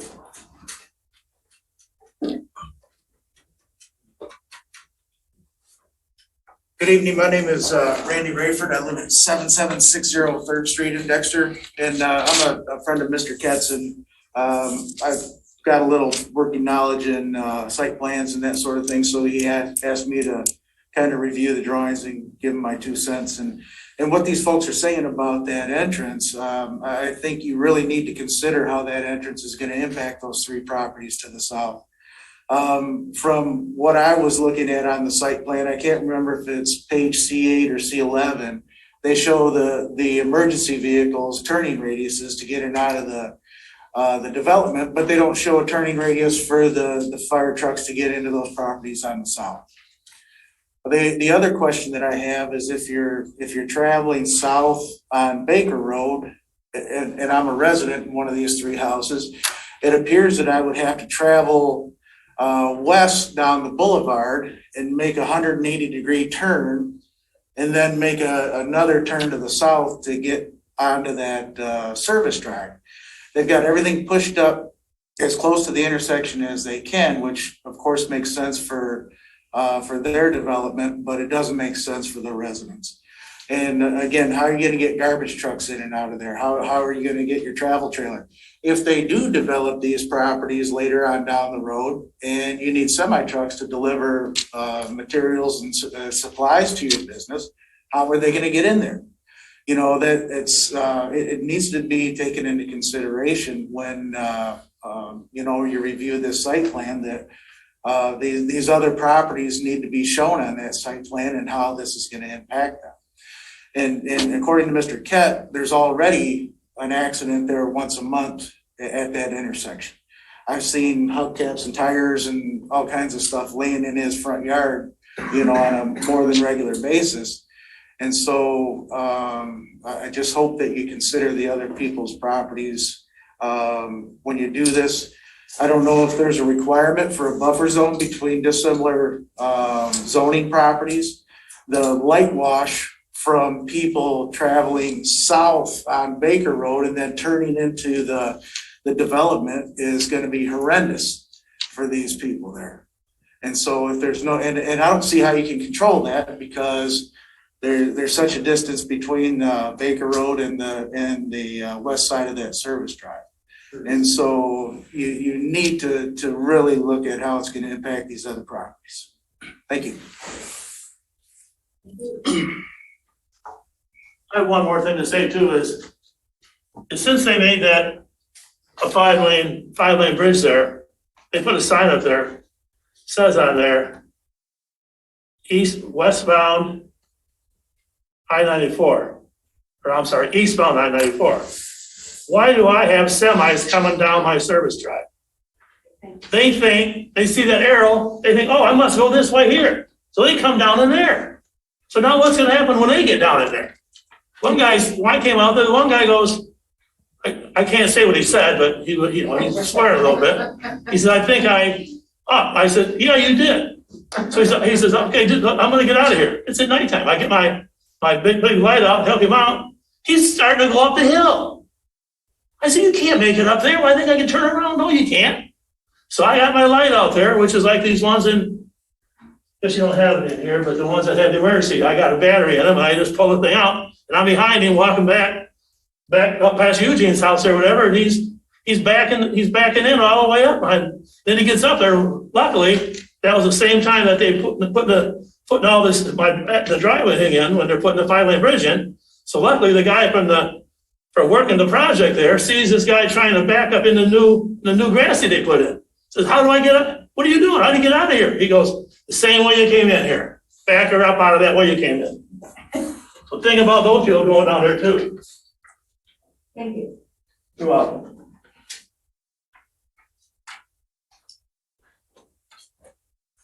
My name is Zeke Browniger. I live at 7525 Marshall Road. My family owns the farm on the west end of Marshall Road, and Bruce is my father. It's been farmland from Parker to Baker Road as long as I can remember, and the presentation was an interesting way to sugarcoat drastically changing 105 acres of farmland and altering the landscape of this area forever. I find it hard to believe that the entrance off of Marshall Road isn't going to increase the amount of traffic as well as promote a safety hazard on the west side of Marshall Road, where there's going to be a lot of heavy equipment and farm machinery coming in and out. Not to mention, I don't see how reducing 105 acres of farmland down to 30 acres of free space does any justice to preserving the natural character of Marshall Road. I hope the township will seriously consider how this project will influence the makeup of Dexter and Scio Township, specifically our agricultural heritage and natural resources. If we are cramming what we can into 105 acres now, what will be left in the future? And when do we draw the line? When we're out of farm ground to develop. So thank you, that's all I had to say.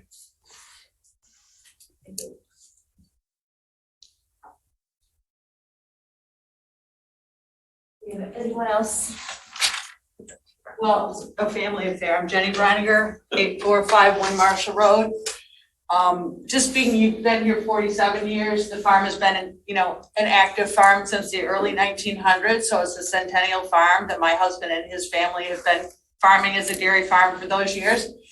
I'm really concerned, speaking about this emergency drive off of Marshall Road, the impact of having, vehicles coming in, such as a fire truck or an ambulance, when there's literally, tractors and skid loaders going up that road, that puts the people that have been, that are trying to do their job at a little bit of a risk if they're also, using Marshall Road to accommodate any type of emergency access off of Marshall Road. So you're really putting at risk, my family while they're trying to do their job to make a living. So, please take that into account. I don't think that traffic is going to be contained to just Baker Road. I'm sure that people are going to want to drive up Marshall Road because there is still a little bit of rural atmosphere. I'm concerned that if there are grandchildren that are going to come, and I have no opposition to grandkids, but I feel like they're going to want to walk to the property that we have with our dairy cattle because they're going to be intrigued by that. So I just think it's going to be a real conflict because they're not going to have a lot of experience living around dairy farming. And I think it's going to there's going to be some conflict that's going to just be occurring because of that, because they don't know anything about agriculture. They don't know about the safety of driving up a road with a tractor on it. They don't know about the smells or the sounds. So I do think this is not a very good use of this property. And I also dispute just one of the slides they were talking about with the various retirement communities. I know that they omitted the Chelsea retirement community, which is also just finished a new development there to house more people independently. And that wasn't part of that. So I think they're kind of, maybe under representing the other retirement communities that can accommodate, people as they age in place. And I do worry about people aging in place in this area because it's going to require them to drive to get anywhere. There's not really anything close by that they can walk to. So I really don't think this is a suitable development on this piece of property. Thank you. Thank you.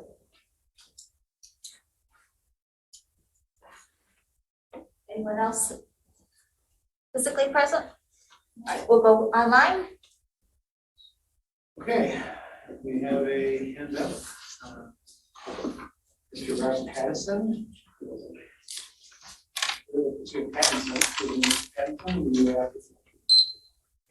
Thank you. Rob Pattinson, Scio Township. One of my concerns about this development is that there are zoning deviations associated with it. And like the people who have just spoken previously, we live next door to the Mavid development property at 300 North Z. And a few years ago, they came up with a shoehorn project where they want to put 484 residential units, a multi-story hotel, a strip mall, and 2 restaurants in the 29 acres of that property. And they came with zoning deviations to put the buildings closer together, and the Planning Commission rejected that. I'm concerned that if you approve this project as it is now with the zoning deviations, Mavid is going to come back and reapply their shoehorn project with their close buildings and their zoning deviations and use this as a precedent to shoehorn as much stuff into the small bit of property as they can. The previous speakers made several significant and valid points, and I hope that the Planning Commission will listen to and consider those views as they make their decisions. Thank you. Thank you.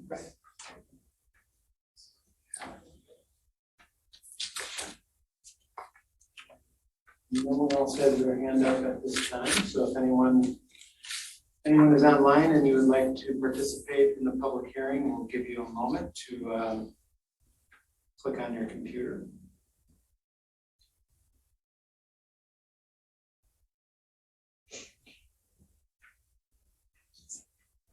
This time there are no hands up. Thank you. And I will entertain a motion to close the public hearing. So moved. Moved by, is there support? Okay, moved by Commissioner Moore, support by Commissioner Hyde. Any further discussion? All those in favor of closing the public hearing, please say aye. Aye. Aye. Any opposed, say nay.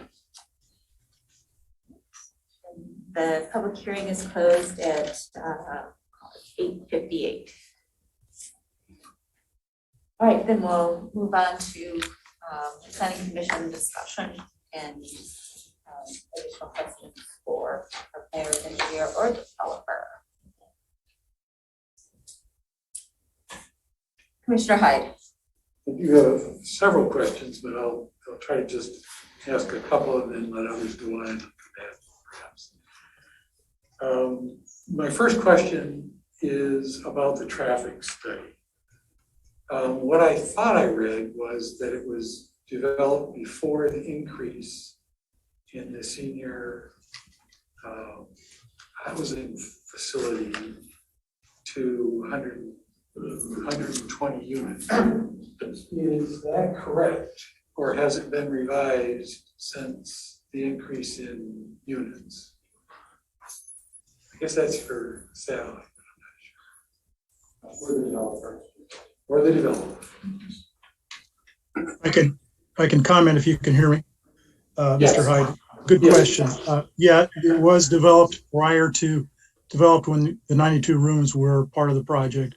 Subsequently, the traffic engineer did an updated memo that's included in your package, which basically concluded the same in terms of the impact on the traffic. And if our traffic engineer is still on the call, I could have her comment further on that. Would be Julie Kroll if she shows up on the attendees.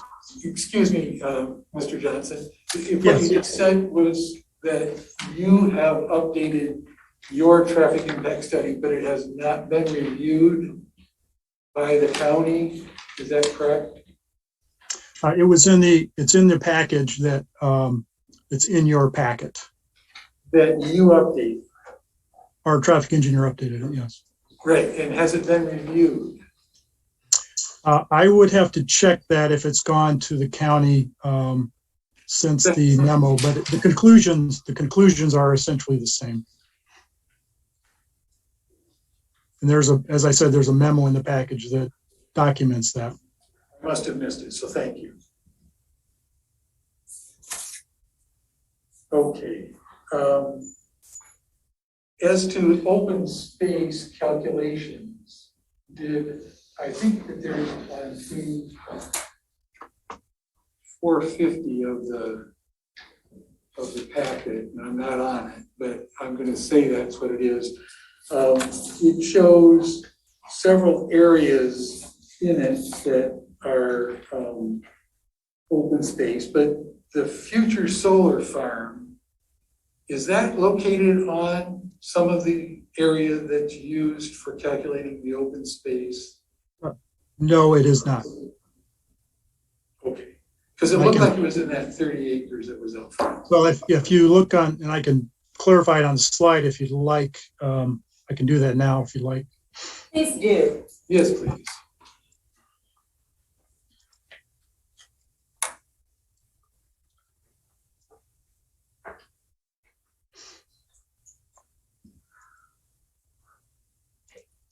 Oops. All right.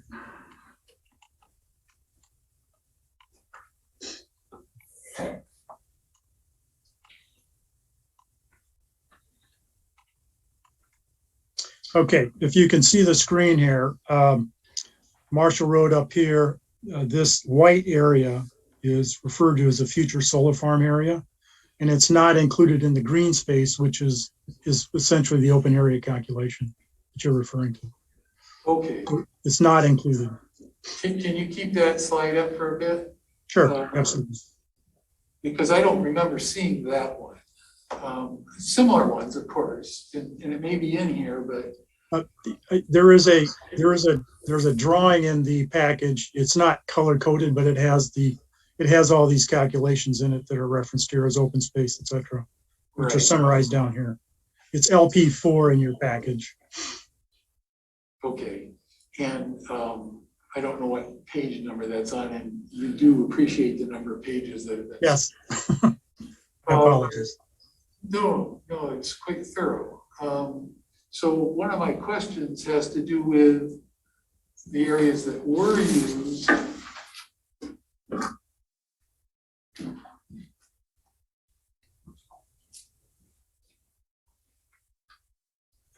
So there's open space area A that is in the lower part. I think there are other area A's in the upper part, but it looks to be the backyards of the buildings. So it looks like you fit open space even where the land is going to be quite disturbed. So my question to the planner is that able to be counted for open space? You know, the yards of the buildings and where it fits around driveways, and so I'm not quite sure what counts. And that's what I'm asking. We do have a definition of open space, and there is some in that calculation. I will verify. Okay. What do I want to ask? Why don't I just ask one more question and then I'll pass to others. I had a little bit of concern that since this was farmland before, and when you did yours, this is for the developer, when you did your initial work on the community wastewater treatment facility, and you did quite a good explanation of it. And you put monitoring wells, you're planning on putting monitoring wells around it. But when you did your testing, you did note that the groundwater already had nitrogen contamination in it, higher than is allowed by DEQ, by EGLE. So you're not going to be monitoring for nitrogen when you have your monitor wells around your wastewater ponds, and it's not ponds, it's the pads, I guess. So is that allowed to not monitor for a pollutant just because the background level is already high? Doesn't it make sense to continue monitoring to see if you increase it? Because as you flush a lot of water into the ground, you're going to be flushing out whatever is accumulated over the years. It just seems to me that all of the material that's been accumulating is going to go into our aquifer. And we're already counting on this water being readily absorbed into the aquifer. You go into the mounds of water that is going to develop and how far out it'll spread before it comes back down to normal. That's all great. But all that ground is going to be flushed with thousands of gallons of water. So what are we going to be monitoring for if not what's been put there and it's already high? So is this That's a good part code? Yeah, that's an excellent question, Mr. Wood, Commissioner Wood. It's actually a subject of it. We have a discussion with Eagle next week scheduled, and they're requiring monitoring of many conditions, including the one you're referring to. So there will be ongoing monitoring as part of their permitting process that for the operation of the facility. If Ted Erickson is on the call, I'm not sure he is at this point. If you could allow him to enter the discussion, he could perhaps expand on this particular topic.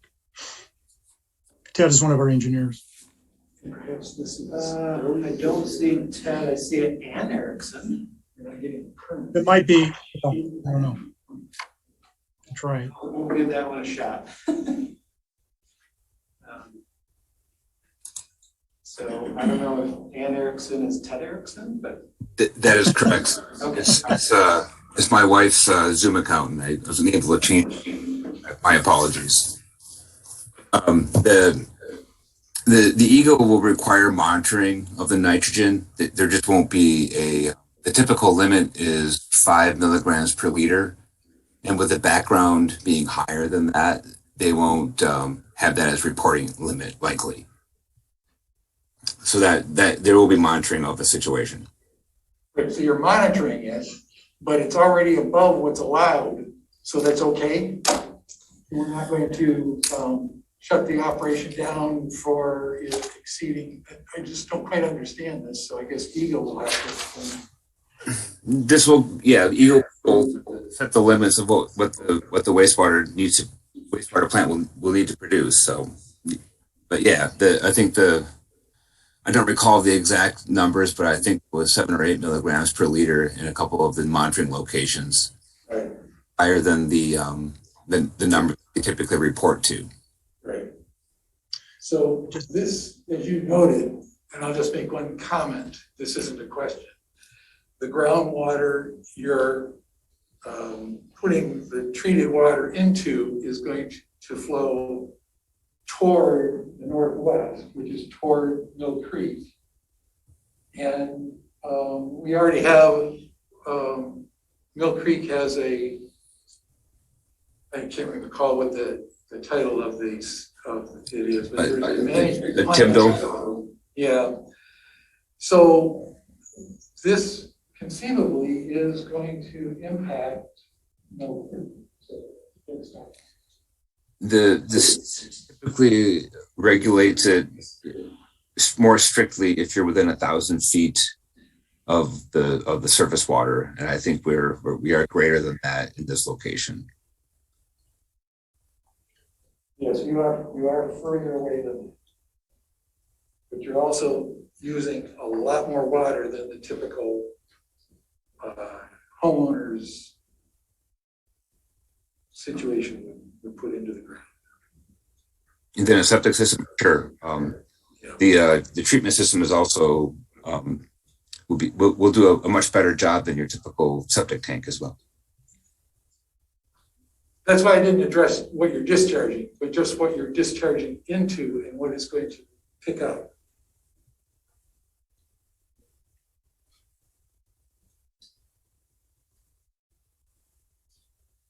I have a concern for the number of the density and the amount of units we're putting into this area, and therefore I was addressing the water situation, but there is a bigger picture here, and that's how many units we're allowing. So I'm a little concerned.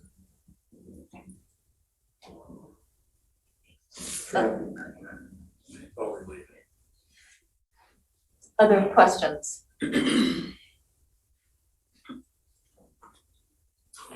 Commissioner Chang. So this one is probably for engineering. I did hear from one of the residents that there is flooding at the entrance off Baker Road. Do we have any history or any background information on the flooding aspect? That is the first I've heard of it. Generally, we've done a preliminary review on the stormwater, but generally we get into that very much more detailed in the final PUD. So now that has been brought up, we will definitely be looking into that. Okay, and I guess just to follow up, then also one of the residents mentioned that there's no traffic light. Is that something that we'll look at in the final PUD, or something that maybe in the traffic study that's come up that it would warrant a traffic light? I can address that, Mr. Chang. There is a traffic light currently at that location. Now, it's a three-sided light. The fourth side, or the west side, there's no light on the west side, which the residents are referring to. So part of the improvements include basically rebuilding the traffic lights at that location, which would include obviously west-facing lights that would control traffic, from that direction.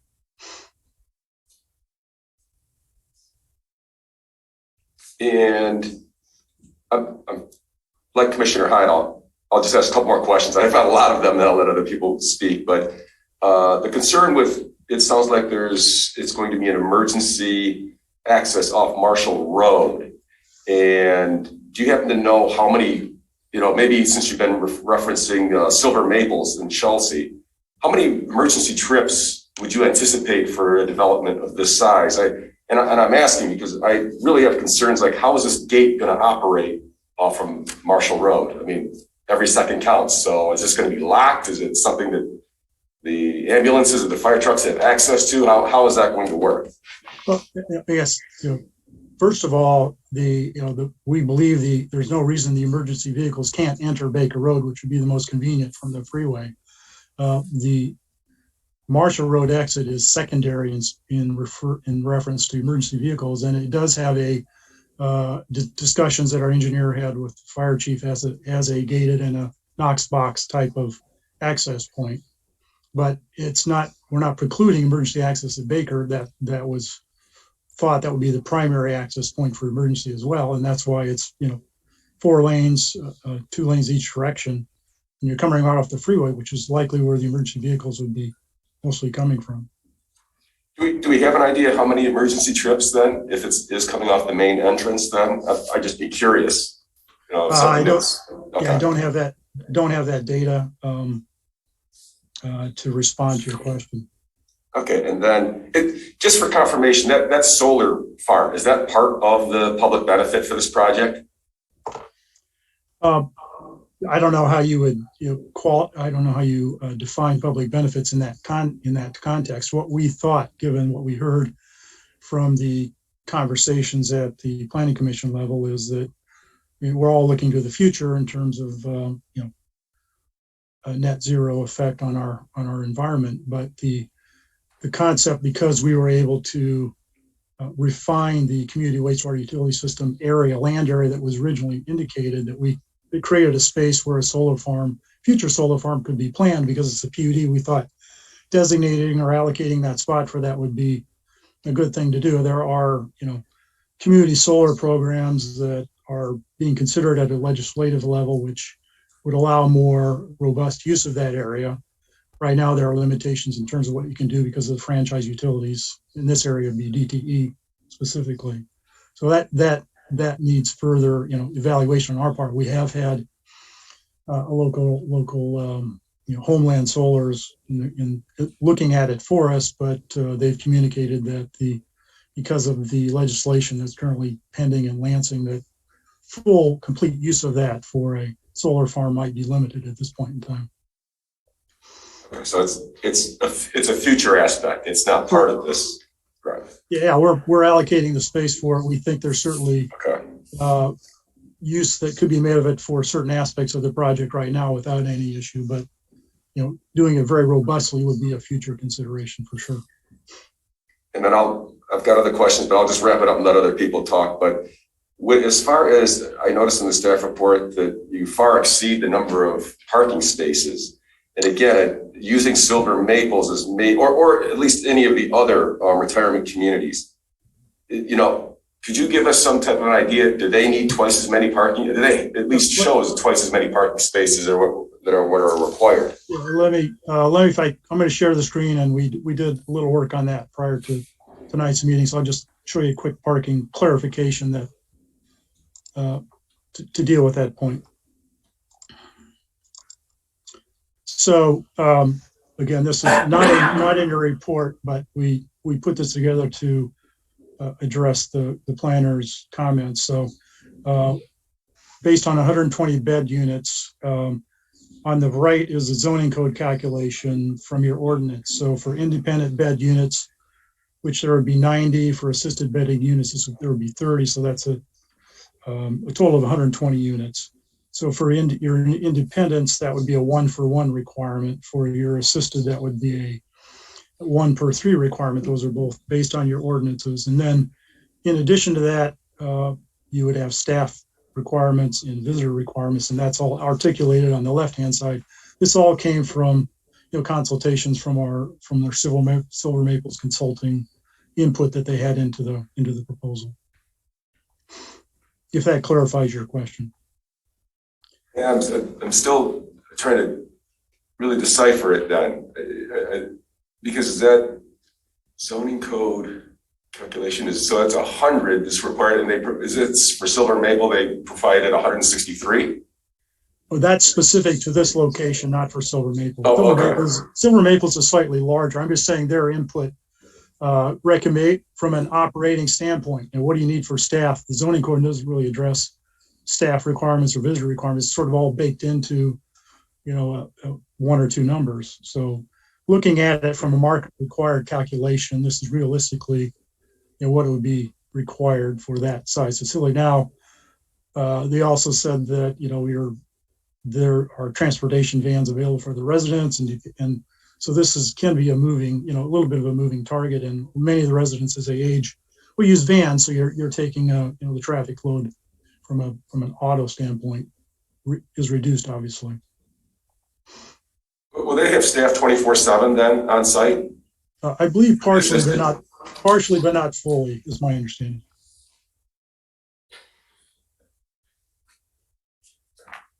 So what you're saying is reduce staffing in the evenings for assisted living? Is that how to interpret that comment?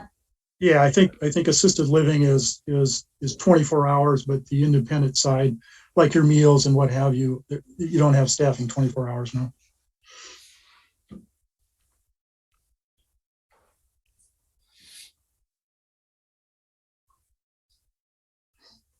Okay. Was that some other commissioners? Thank you. I have a lot of questions as well, so maybe we can all take turns. Going back to that map that you showed of the northern part near Marshall Road, you have a section that's labeled agricultural conservation area.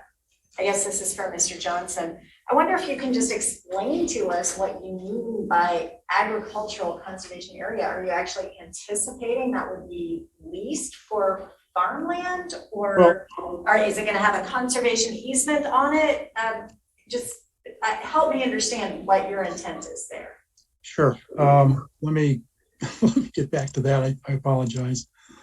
Let's see here.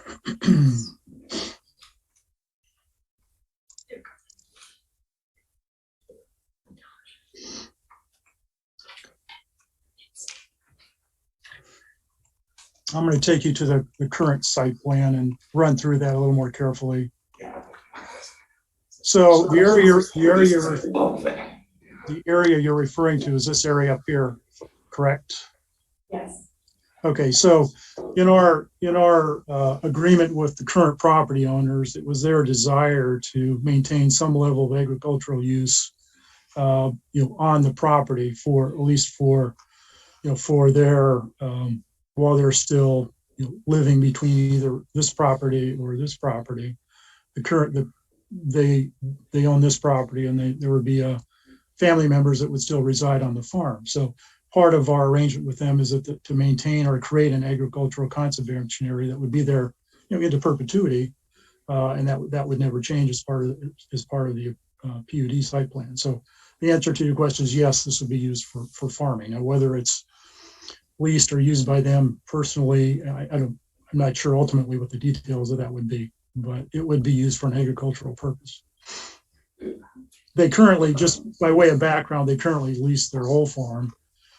And earlier in the process, just by way of history, at the first meeting, they've indicated that the farming function is what they pay in property taxes exceeds the amount of rent that they get on the land. So that's sort of what was stated in the record early on at their first public meeting. But nevertheless, they asked us, and we agreed to retain this part for agricultural use. Thank you. And then continuing to think about your open space preservation, in this latest iteration of the plan, you've increased the density somewhat, and so your open space percentage dropped slightly below 60%. But at the same time, you increased your senior living to 2- and 3-story units. So I guess I'm trying to understand why you're increasing the height of your units and still eating up more of your open space. That's an excellent question. And the majority of the answer is that in this area where we say future solar farm, that used to be, and it's probably better seen on the other drawing, but it used to be excluded because of partially excluded because the community wastewater utility system was larger. So once we were able to condense that, and then we converted part of that area to the open space, basically reduced in this area because of the inclusion of the solar farms. I think that answers most of that question. Now that the future solar farm area could certainly be reduced and to get back to the 60%. It's a slight adjustment. Thank you. Just 2 more questions for now, and then I'll let others take a turn. I do have concerns about the volume of water from the wastewater treatment plant, and following up some of Mr. Hyde's comments. Just as a back of the envelope calculation of 300 gallons per day per unit water use, you're going to be in the neighborhood of 50,000 to 75,000 gallons per day. And Miller Creek, which ultimately this water might make its way to, even if it's being injected underground, already has problems with phosphorus. It's considered flashy, and it has E. coli problems. So I'd really like to hear more about how your wastewater treatment plan is going to take account of that. And especially with the increased potential for heavy rainfall events, and Miller Creek is already flashy, and now this is going to be adding quite a significant amount of water in that area, potentially discharging to Miller Creek. Could you comment a little bit more on your plans, please? Sure. As you know, this is a subject of EGLE review process, which is highly technical and engineering oriented. Our hydrogeologist is not on the call this evening, but perhaps Ted Erickson could comment a little bit further on your question relative to the volume of water and its impacts. If Ted's still on the call. Yeah, we're looking at roughly 66,000 gallons per day as a maximum flow. I think is what's shown in the plans, like 66,300, something like that, based on 280 gallons per unit. I guess the Eagle review will kind of go through and talk about what that flow rate is. I'm not the hydrogeologist. These groundwater plants are not atypical, and I don't think that they cause issues that like you're talking, because you're kind of mitigating the flow through the ground. The treatment levels will gonna get, hate to give a number, but I think like 95 to 100% of the nutrients out of the water, and the ground will continue to filter it. So the phosphorus issue, they won't. The Eagle will not allow a groundwater discharge within 1,000 feet if there's any phosphorus in the Huron River watershed, which is the Mill Creek is part of. So I guess, from the regulatory perspective, I think that's handled. Okay, thank you. And just one more question, and this is for Mr. Luan, about this kind of building spacing. When we grant variances to allow buildings to be closer together, do you think that sets a precedent for additional developments to continue to press for closer building spacing? Well, short answer, no. Every project is supposed to kind of stand on its own, so we don't set precedent in our decision making. I will say, however, that the Woodview project, we granted a number of PUD deviations with regard to for the same exact issue, distance between buildings. And that was done months ago, both in the Planning Commission Township Board. But each project is unique. Each project sits on its own merits, and I don't believe that any kind of deviation we would grant here could be used in another circumstance.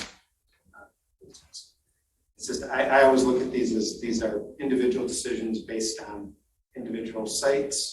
Everyone's not the same.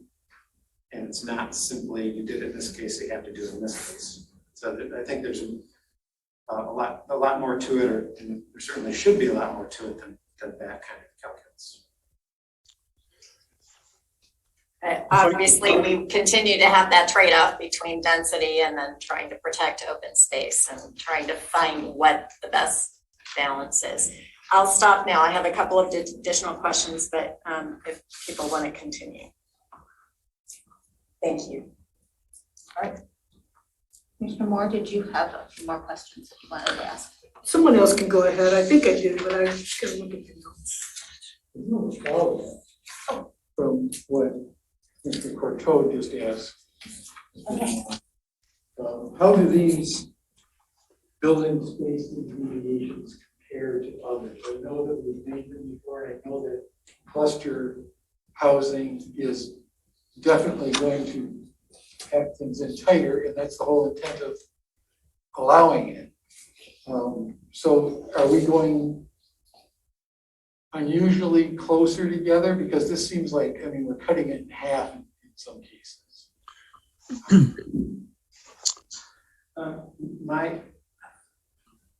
I could find out what we did at Woodview as an example, but again, we're not setting precedent on our past project. But my impression is that this isn't unusually close. So these standards are set up to a certain degree to accommodate large multifamily buildings so that they're all not on top of each other. In this case, they're talking about duplexes, fourplexes. It's a little different than large multifamily buildings with a lot of units. And some of those setbacks are kind of intended to address that kind of situation. This is a little different. It's a little more not I would say single family, but it's a little more residential, almost single family duplex type setbacks. So my perception is that they're not unusually close. And along that line, this is to the developer. Are the yards going to be maintained by the homeowners association? Are they going to be individually maintained? I'm just curious because if you're attracting the aging population is going to be here, is this intended to be taken care of for them as part of their maintenance agreement? And I'm assuming that we'll see a maintenance agreement for whatever is needed in the next step, but is that going to be part of it? Yeah, to answer your question, Commissioner Wood, the answer is yes. The attraction to the project would be your maintenance-free living and any, yard activities, snow removal, lawn care, all those kinds of things would be part of the association that would handle all of that for the residents. It's not something that that they would be responsible for. And just to step back on the prior question, just to share one other clarification item that was in the consultant's letter, let me just address some of the setback issues briefly as well.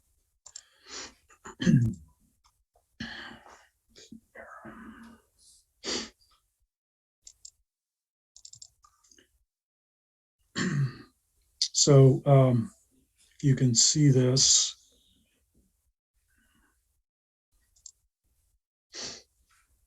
This was put together in response to the consultant's review letter on just request to summarize the deviation. So again, this is with respect to the MR3 multifamily zoning category. We talked about earlier the density thing being, allowed is 10 units per acre and 3.3 versus what's provided, which is a third, if you will. Going through all the other categories, which were pretty much articulated in the consultant's letter that comply, there are a couple of items that required a deviation. We talked about the building height, which is a slight deviation of 35 feet compared to 44 feet.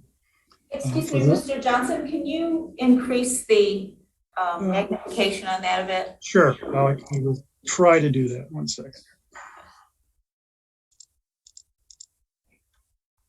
that help? Thank you. Yeah. Okay. So going down the list of all the categories that were summarized in the requested deviation summary, you see all the compliance, and the first one we run to is the building height, which I mentioned. So getting to the setbacks, when we went through it with our planner, we came up with some that didn't apply in our case, some that were in compliance, and then there were a few that were, in the case of the rear to rear, in one case, there was one deviation required. The end to end for the villa category was comply. The end to end for the duplexes, there was a slight deviation required, 20 feet compared to 30 feet. And we noted that, if you use your R4 single family residential zoning category, it's 10 foot for a side yard. So 10 plus 10 is 20. So it's not like crazy. And as Mr. Luan mentioned, we're talking about 1-story structures here, which from a height standpoint aren't even there's a correlation between a side yard setback or any setback and a height of a building. And then there were a couple of 4 conditions, I think, that required a deviation for an end to rear condition. So by and large, I think the height one was 9 feet, and the other ones are not, off the chart problematic from a setback standpoint. If that clarifies that point. And this is a summary of the deviations that we would be looking for. That's all the deviations? Correct.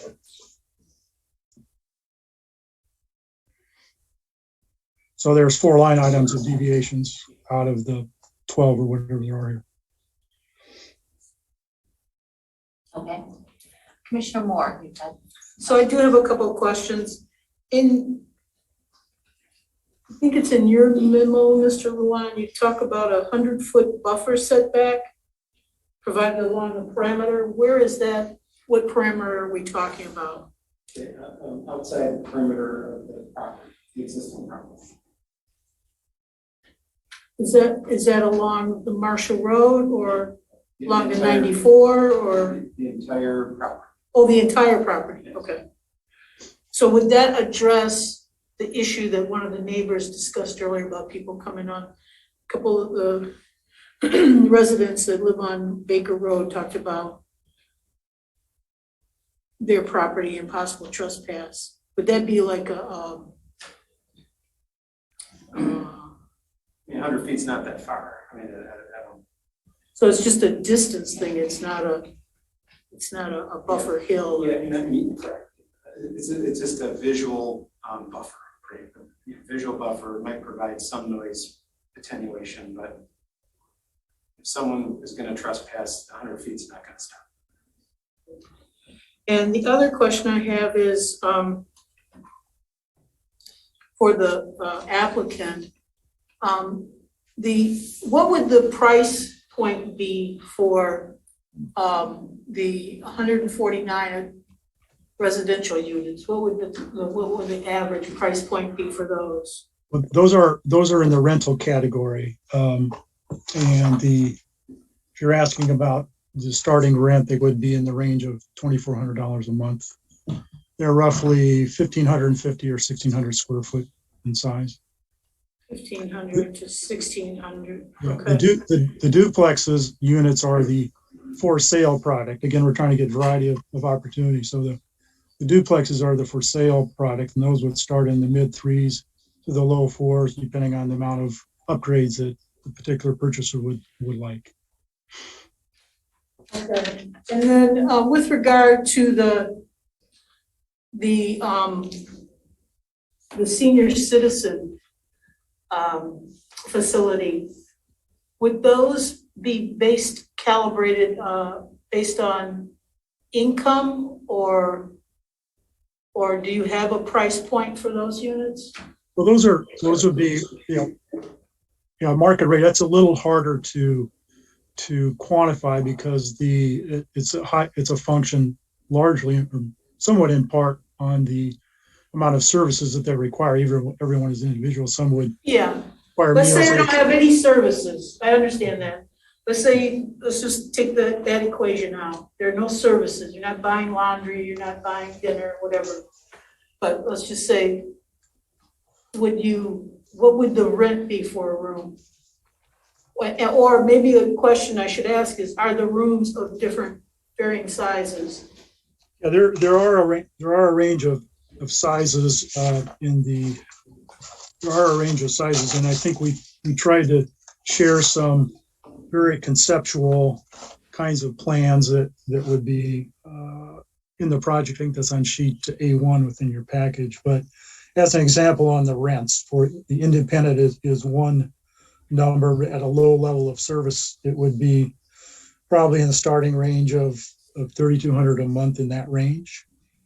Whereas the assisted living, again, at the lower level of service, and that can range as well, would be probably starting in the $5,500 a month range. Again, this is heavily serviced, heavily services built into that. Okay. Those are my two questions. Thank you. You're welcome. Is it okay if I ask a few questions? Please. Okay, you talked a little bit about, there was a mention of LEED certification. Are you proposing actual LEED certification, or it was a little confusing about, the Energy Star appliances, et cetera. Is the proposal to LEED certify the project and all of it, or as a neighborhood development, or what are you thinking? Our intent was to obtain LEED certification probably at a bronze level certainly for the duplex units and the ranch villas for certain.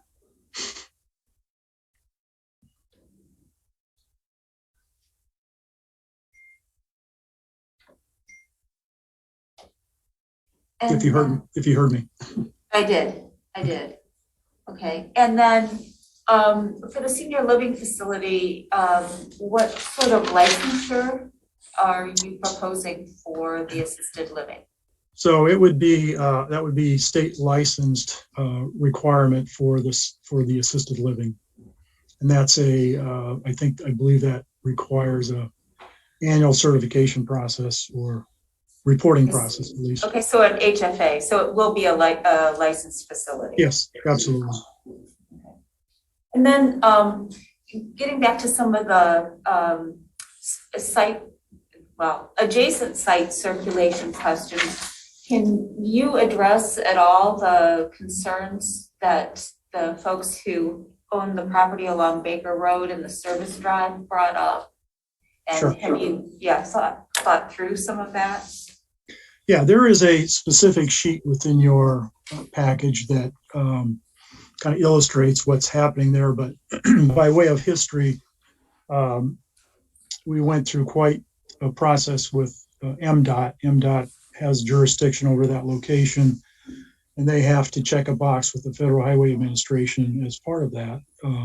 But as I said before, the existing light that's at that location does not have a traffic signal or a light on the west side of that light right now. So there will be a light on the west side that would allow for all this, for the traffic to move.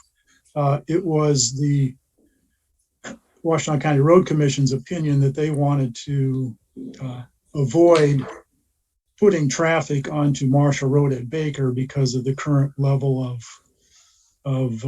service, as they call it, level of service at that particular intersection. So they were a heavy advocate for focusing the traffic at this location in order to avoid doing that. So we had a number of voices here that we're responding to, in addition to the neighbors that on Marshall Road and minimizing the traffic and the other kinds of unusual vehicles that might be there on occasion certainly on the westerly part of that location. So with respect to the neighbors to the south, there, and I'll try and if I can get off this, maybe I can blow. Well, anyway, there's a service drive that comes down to the south that feeds the three properties that are south in that location. That service drive exists within this location. This is all better articulated on that plan, but this is actually MDOT property in this location. Okay, so we'll ultimately have to have a license agreement with them in order to maintain and service that location. But so what we're doing there is based really on the directives that they've given us in terms of how that's configured. And I might be able to pull up that intersection plan if you give me a few minutes. If you want to delve into a level of detail there, I'm happy to do that. I would appreciate that because I think there are a lot of concerns about the intersection of the service drive, but also thinking about future development, of that area and access to those properties in the future. And I think it would be worth taking a look at that. So okay, meanwhile, we can, Before, just on that particular question, Madam Chair, I'll just mention that we have put some thought into that in terms of access points that would go, certainly this direction to this parcel here would be potentially in this location or down here, or perhaps in this area closer as well. But with respect to going south, it wasn't not affecting the existing service drive that exists there at this point in time, in terms of other than transitioning in the roads in that location. So let me see if I can get to that other plan. Bear with me one second. And Commissioner, go ahead with your question. It was on this very issue, and it had to do with did your traffic study address the neighbors to the south at all? Because it just seems like their point was that their circulation pattern was not taken into account at all. And perhaps it has been, and you could point that out But I think I'm hearing you say that you were trying to leave it as it was, so you may not have addressed it. Plus, I see there are dividers in the boulevard that keep them restricted to turning right out of their service drive and facing Baker Road. But how they get out of their service drive into traffic, I don't know. If there's exiting traffic and how many, whatever. So if your traffic impact study addressed it, I'd like to have you point that out. Sure. Let me go back to the screen sharing real quick.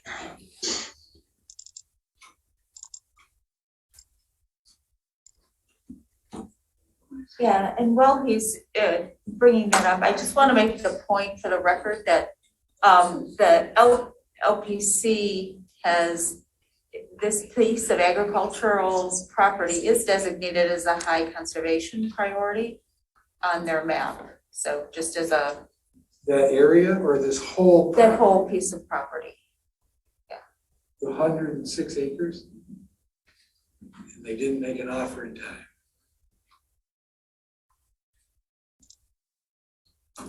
I just missed that. What did you say? Oh, if you look at the priority map for LPC, yeah, it's a high priority area. That's a part of this project area? Mm-hmm. This whole, yeah.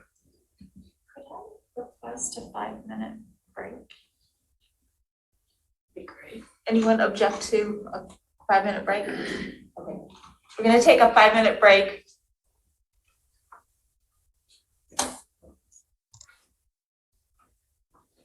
Pause recording. Recording stopped.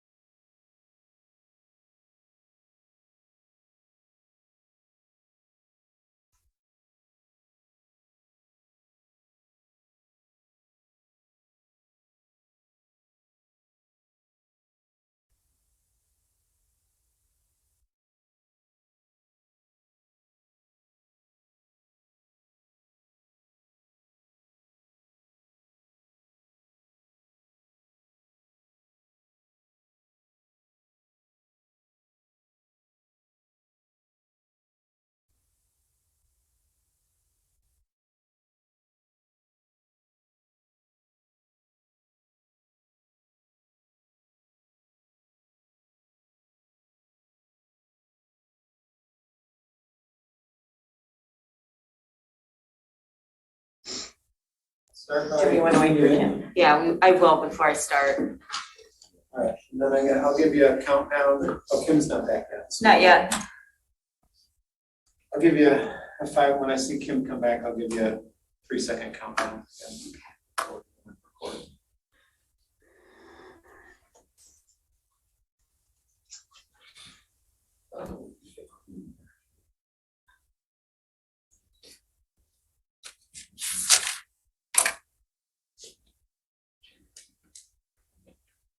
Okay, counting down. Actually, I'll give you 5. So 5, 4, 3, 2, 1. Recording in progress. We're coming back from our 5-minute break. And I just want, just so we can kind of focus, it seems like there are a lot of questions and issues. So I'm not anticipating that we're gonna actually have a motion to approve or deny tonight. But I want to make sure for the developer's point perspective, we get all the issues and concerns out on the table. So Mr. Johnson, if you want to go and talk a little bit about that service drive now, intersection, that would be great. Okay. I'll pull up that diagram.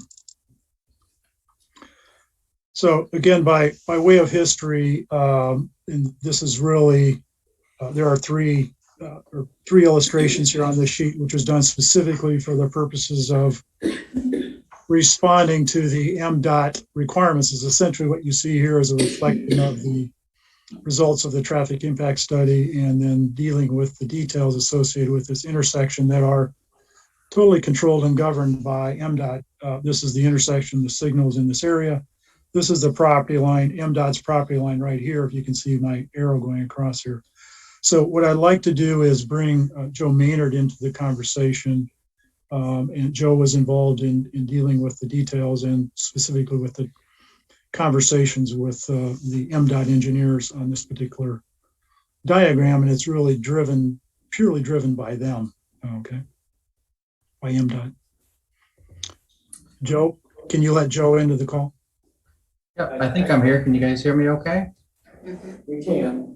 Okay, so Joe Maynard with Washtenaw Engineering. And as Dan pointed out, we had numerous conversations between us, the traffic engineer Julie, and MDOT Road Commission regarding the alignment of this intersection and how traffic would flow given the existing left turn lanes and so forth, and the non-existing signal traveling that eastbound. So what we've done is we've added traffic signals for this boulevard exit so that you have a through lane and a right turn lane. That those through lanes or even the left turn lane coming out of the service drive could easily access that light and get through the intersection safely. As they would be coming to enter into the property, they would enter into the entering lane. They would go down, making a Michigan left around the boulevard, and then be able to go up and turn right into that service drive. We had gone through numerous iterations with MDOT trying to satisfy their safety concerns to get people in and out of safely off that service drive and accommodate people coming and going through the intersection as well. And this is what MDOT had determined was the best situation given the intersection. And they have other intersections that are similar to this that have functioned just fine. Okay. A follow-up question to that. What about the concerns? Have you done the fire truck turning radiuses and trash trucks and just, larger vehicles being able to get down there? So we had done a fire truck turning template through this. As one of the neighbors pointed out, they had a 30-foot travel trailer that they were hauling. I did not run a 30-foot travel trailer through this. I have that noted that I should do that. But as a Michigan left turn, it should accommodate even a semi-truck through that intersection, through that turn. But that is something that's, I believe we would need to verify and just present that to MDOT as well. to ensure that they're comfortable with that. Okay, thank you. Right. I just want to make sure we have most of the concerns out. Yes. Commissioner Hyde. You have a 10-foot easement that you talked about setting for future use that goes from the northern or northeastern corner. I don't happen to have the map up in front of me anymore. Along the emergency exit road, and it would come down the east side of the property and join up with the main entrance and go out to the main entrance, and then it continues down to the southern southeast corner area and stops right at the freeway. I mean, what have you had conversations with people in the township and you chose this location in coordination, or? Let me respond to that. Thank you. Commissioner Hyde, that's a good question, something we discussed at the very first planning commission meeting that we had. And I'll get to another couple exhibits in a second, but what you're describing is this location here. We had planned an easement for a future pathway that would basically run along this direction. And then in addition to that, we had a one along here as well. Now, the history of that is twofold. If you look at your master plan document, I'll pull up another couple images here to illustrate that. If I can locate it, here we go. And so figure 15 in your master plan document shows a routing. I can enlarge this. Let's see here.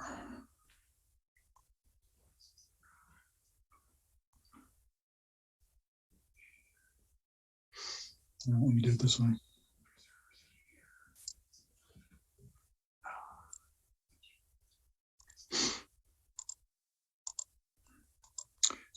Well, it's not working, but basically the location that is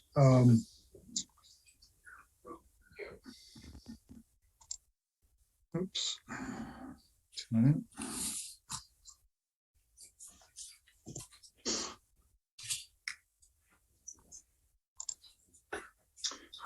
So hopefully you can see this. I'll try and enlarge it a little bit here. So over in the property area, there's one. Yeah, we're not seeing the share. Okay, I'm sorry.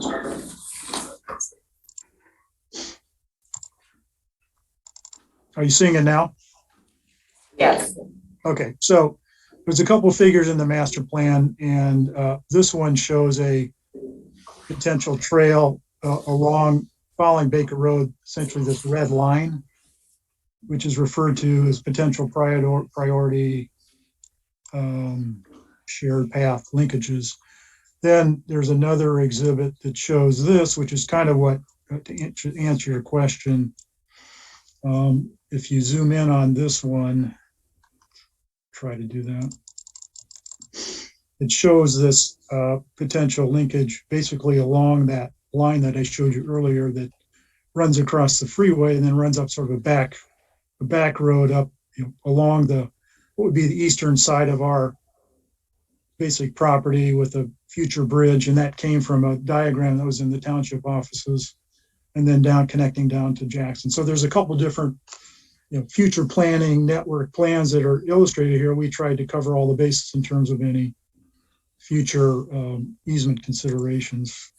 Okay, so you use documents that you found, or were you given those as a guide by anybody, or you saw them and thought that was a good idea, or what?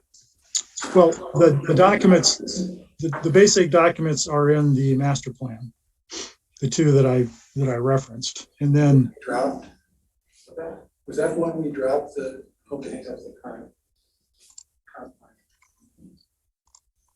And then with respect to where it first started, there were diagrams in one of our first meetings at the township that illustrated this future bridge pathway. And I believe the what I understand is the bridge is a long way in the future, so whether or not that happens in the immediate future is certainly not going to happen in the near future, but we were trying to set up, a potential for it to happen when and if you will. So I think the issue is, how do you get a pathway link across 94 in that area? And whether it's, Yeah. That's a good idea. I mean, it's great that you're thinking of this, but my question would be, my point would be, if you were discussing it with people who are actively working on these plans, they're targets, and they also are moving targets as people develop ideas. So unless you're discussing it with people who are actually proponents of the pathways, I have some concerns. If you are discussing it with them, then I think you're getting good guidance, but. Well, I guess, I think we had discussions with the prior two planning commissions in terms of a community goal of trying to make some connectivity. We responded to what we thought were, directions within the understood world of pathways, and there's a couple of variations in this area. So, we wanted to try and cover the bases one way or the other. It's admirable, and I applaud you for doing it. I think we need to get people talking together, and we might come up with something that is more immediate. I don't know. But I do like the idea you're thinking of those things, and I approve.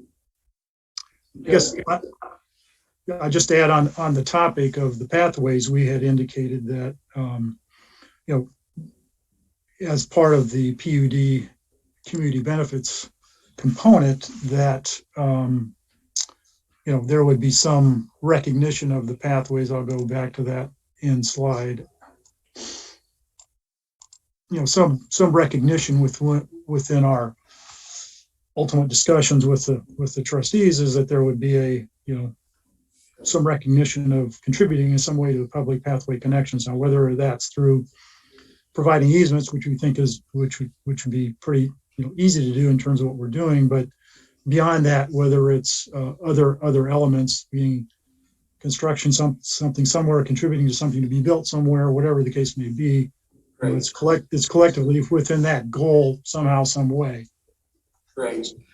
I just would point out that you're saying you have an easement, yet it crosses your main boulevard, and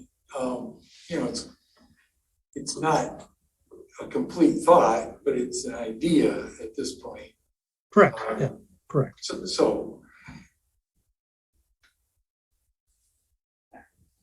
Okay. Commissioner Koto. Just to expand a little bit more on the ideas around community benefit, and also the linked requirement for a PUD that the proposed type and density of use shall not result in an unreasonable increase in the need for or burden upon public services, facilities, roads, and utilities.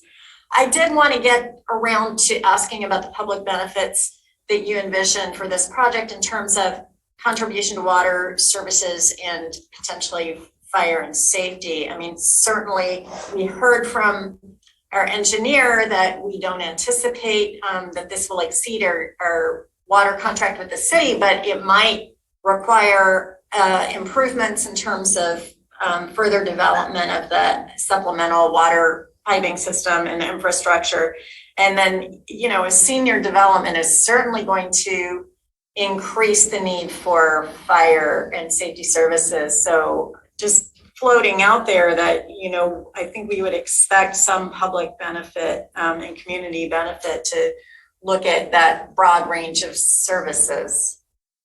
I totally agree with your comments, and I think that's what we anticipated ultimately would be the case.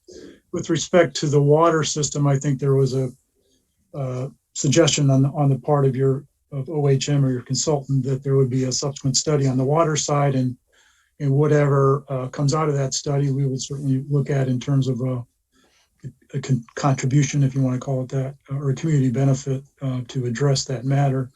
I think with respect to the other elements, we would look at this from the perspective of on a comparative basis to the most recently approved PUD Commons, Woodview Commons, I believe it was, in terms of how those community benefits were formulated and on a proportional basis, apply that approach to our project in some way, shape, or form. Thank you. All right, so I just want to make sure we have most of the large issues out. And it does sound like there is a lot of interest in understanding the hydrology piece, which I think we do need some additional information. The understanding of the service drive and the geometry of that with some of the requirements that the residents have brought up, including flooding in that area. And the flooding, although it sounded like some of that was from 94 and so forth, but understanding kind of what's happening, stormwater in that area.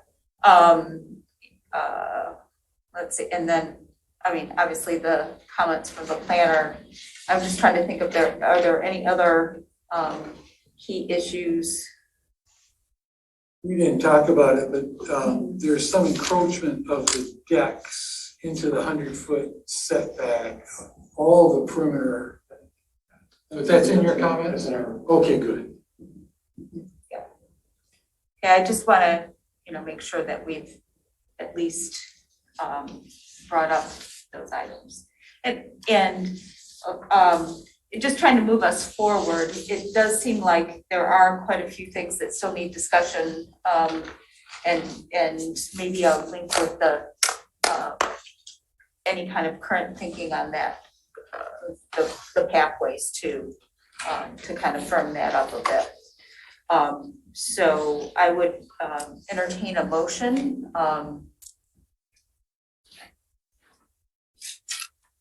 Commissioner Hyde. I could offer, and I believe that we're headed towards tabling it. So on the Heritage Woods preliminary PUD, OA 21001, PSP 20004, based on the information Heritage Woods preliminary PUD. Based on the information received from the applicant reflected in minutes of this meeting, the Planning Commission finds the Heritage Woods preliminary PUD plan received by the township. I think you can just do the move to table based on that. I don't actually have it. Okay, we would move to table this. In making this determination, do we want to go over the list? I think we could say, allow the applicant time to address the following items: concerns noted in the planner's review of 1/8/22, the engineer's review dated 12/27/22 with the update on 1/3/22, and concerns expressed by the Planning Commission, including the service drive, the public benefit of coordinating the pathway, the flooding. Of the service entrance. Hydrology and wastewater. And the hydrology of the wastewater, yes. Stormwater management. What about the amount of units that are proposed? And many of the public came and spoke today about that, and the rural nature of it. Now, I know there's some people that define the project as in keeping with the rural nature, but I mean, I don't think is that something we want to have the developer think about? It meets the PUD standard. The density is the issue. I think you can look at it in a couple different ways. One, it isn't an incredibly dense. I mean, when you compare it to other areas. I think the point you're making is in this area where we're going from agriculture, you know, to a truck stop, what is that? What is a reasonable density in there? And so you're questioning whether this is being proposed as too dense. So for instance, for instance, we have a organic farm on the other side of Baker, right near the 7100. Is there some, I don't even know if we've ever considered this, I just thought about it while we were talking about it. Is this kind of development, or would this kind of development affect their certification to be an organic farm? I don't know the answer to that, but I don't think they should have brought it up. they would not have gotten notice because they're east of the project. So I don't even know if those folks even got notice about this. I can follow up with those individuals. I know who they are. I can follow See if up. they have it. So Right. with what you said, and I don't know that we need to put it into it because I think Mr. Luan is already going to, but check the calculations on open space criteria. Okay, and plus the open space criteria, okay.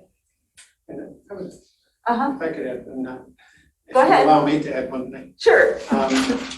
I think, and it was included in some of the comments you mentioned, but there were some other public comments that I would just like, you know, maybe put in the motion in consideration of other comments made by the public this evening. Okay, You know, there's. yeah, because there were some about buffers and, Like livestock and odors and all right, they should, you know, maybe even baked into their master, if this project was to be approved, baked into their master deed bylaws that understand they're right next to the farm. It's gonna be smelly at certain times. All the time. I love riding my bike down there and having to avoid things. okay. Yeah, well, I would say, so then we could say, I mean, those were really adjacent neighbor comments. Yes. Because I think those are really important, because this development probably has the greatest impact on adjacent neighbors.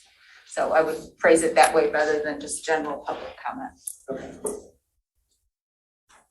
Okay. So move to Table. My second. Okay, moved by Commissioner Hyde, supported by Commissioner Moore, to table, the PUD proposal for the board. Any further discussion? All right, let's do a roll call vote just to. Commissioner Hyde, yes. Commissioner Moore, Yes. Commissioner Chang, yes, Commissioner Courtone, Yes. and Commissioner Culbertson. Yes. Okay, Approved. we're tabled. We're tabled. We're gonna move to our unfinished business, which is the Knights of Columbus rezoning the PUD OA number 21005. And number 21012. This is the one that the applicant had requested table. And I just want to know if there's anyone that would be opposed to a tabling motion. I just have a question. Yeah. I mean, could we make a motion to approve or deny just based on what we heard last time, based on the fact that we had this weird division and this weird concern about what our action actually meant?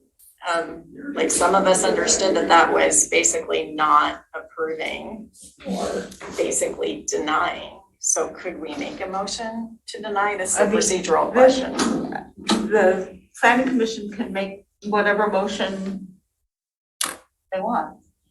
I would just say it would be very unusual for, if an applicant requested to be tabled for the planning commission not to honor. a vertical. Commissioner Moore. Okay. So the idea of tabling, I read the email from the Mr. Culver asking us to table this. And it was for them to rework their project or something like that.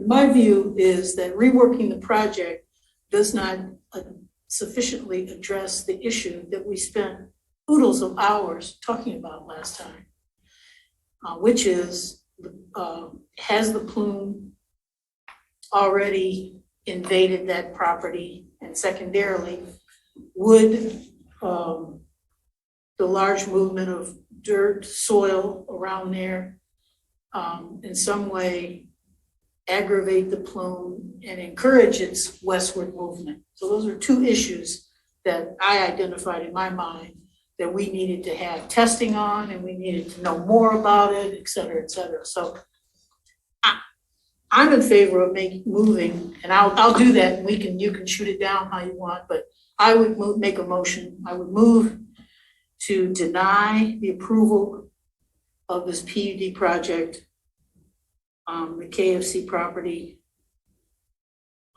because we don't know enough. Well, that's my motion. That I move to deny a recommendation for approval of this KFC property development. I think that's the trouble we got into before. Right, you have, well, you have to You can have, move to reject it. yeah, the recommendation would be it fails to meet. Right, you have to do. Sure. But I wanna. And I'd be happy before to you- address that because I addressed it at the last meeting. Yeah, but before you say that, I want, because the petitioner had a conversation with you. Did you get a sense of what they were trying to address with this Well, tabling? they are trying to address those exact things that you just talked So they might have something for us. A plan. about. And they understand the objections to the plan, the project that came up from both the public and the planning commission. It's my understanding they want to try to address those in some manner. They're not talking about reducing density, they're not talking about extra buffers, they're not talking about transportation. They know the primary issue that the planning commission brought up.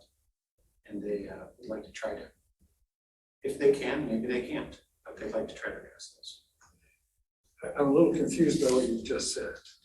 Did you just say they aren't going to address traffic? No, but that's, no. Okay. They'll try to, but the primary, I think the biggest issue was issues that Commissioner Moore brought, and that was groundwater, the plume, the well, septic, how that might all interact.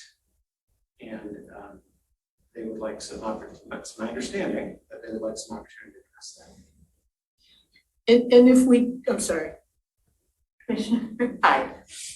Hence my reason for saying that I wanted to have a little discussion is that I would think that we'd be remiss if, at least on my point of view, from my point of view, if we only allowed them to address one of the issues, because it's the primary issue, and then come back and find out that I, for one, would like to see some other things addressed too before I would approve it. And that has to do with density, and that has to do with ground contamination that was found in a prior analysis. So density, dioxin, contamination, traffic, and they're all a result of the amount of units that they're putting in there. And I would like to see those all addressed. And I don't know if they can without reducing the number of units. So if they understand that there are more issues, at least for me, then that's good. Then they can go and rework, and if they come back and they only change one thing, they only have a plan for addressing one item, then now they knew going in that there were other issues that they should be addressing. Now, others may have, that's why I wanted a discussion. I know we're. No, I agree with you. I mean, they were traffic is a huge thing and the density issue is a huge thing too, so. There's no doubt about it that the potential pollution just overlays everything, so. Cause that's a game changer right there, before you even get to traffic density. All that, but, I would withdraw my motion. And I look forward to seeing the applicant address those issues, the ones that I mentioned and the ones that Commissioner Hyde mentioned.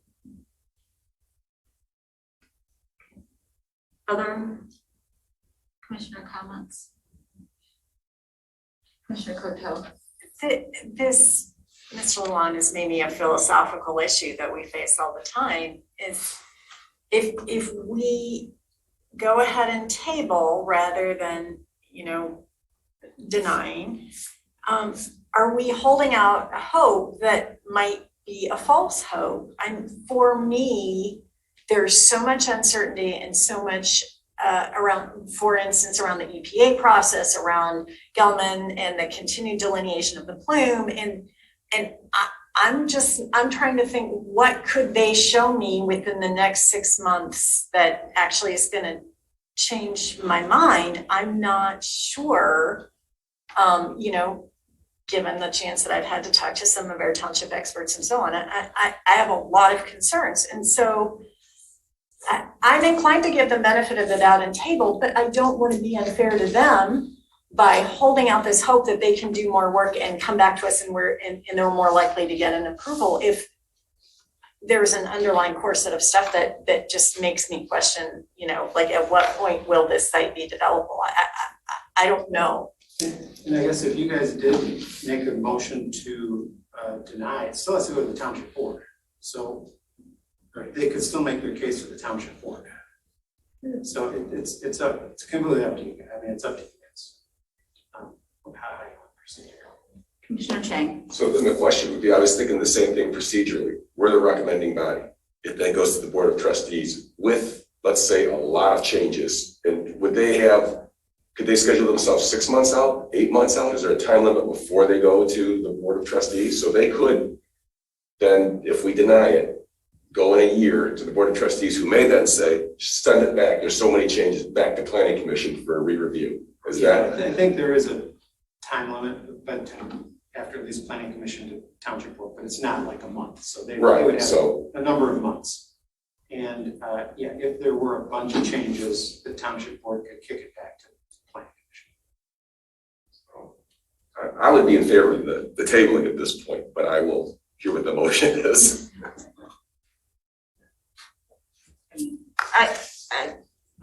I'm in favor of tabling to see if they are going to propose something that would benefit as long as they know. a larger group. They have a lot of hurdles. Yeah. Okay, and I have no, if we want to mention, that there are, there are Planning Commission members that are concerned about the density, the plume, still the traffic, even though the traffic study said it wasn't, it's still it's a concern by people who experience that. And then the soils, I think that The on-site contamination on the soils. Yeah, so I think those are, and we could say, concerns noted in the, the planners and the engineers report. Yes. And then, and the remarks of the commissioners at the last meeting. Yeah, including those four. Those, yeah. Can I just ask something? That perhaps you know this. Because for me, I'll address all of that. the one thing I need to know is about the Gelman plume. So between now and the time they come back, are they gonna do the testing or get to that answer? Because if they're not gonna get to that answer, why would we table? I mean, I'm seeing you shake your head no, they aren't gonna get to the testing. So how? They may have a plan. Pardon me? We might have a proposed plan for. To do what? To, I don't know. That's the whole thing. is- So we know they're not gonna do any testing. Or address the issue about whether or not moving of large amounts of soil is gonna open up the plume to move westerly more. So no, we're not gonna do that. So what they may do is come up with a plan to address what, do you think? I mean, maybe it's getting public water out there. I don't know. Okay. I would not want to speculate. Or maybe that community well can serve X number of people. I don't know. I have no idea what the public. I mean, But you have to, I mean, the core issue is quality water and not exacerbating the issues with plume. So, so for instance, the dialogue that I had with, I think it was the owner, I'm not sure. And he said, his response was that, it's we're just moving 2 or 3 feet. And I backed up and I said, well, are you putting in basements? We're talking about more than moving 2 feet of surface ground soil. So, I personally found that to be, not even addressing the issue, but okay. I mean, it felt like a curveball instead of really addressing the issue. But anyway,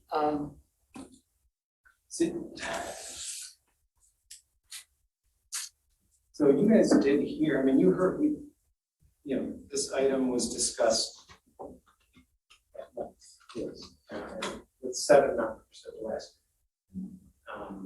There was a motion to but there were 7 for most of the discussion. And then 1 left. And so, you guys heard everything they had to present. There was a motion to approve that was very specific on conditions and why they thought it met, so on and so forth. If someone is to move to recommend denial, it should be a similar specific motion listing specific items why you don't think it needs to meet that criteria, why you don't think it needs the PUD standards.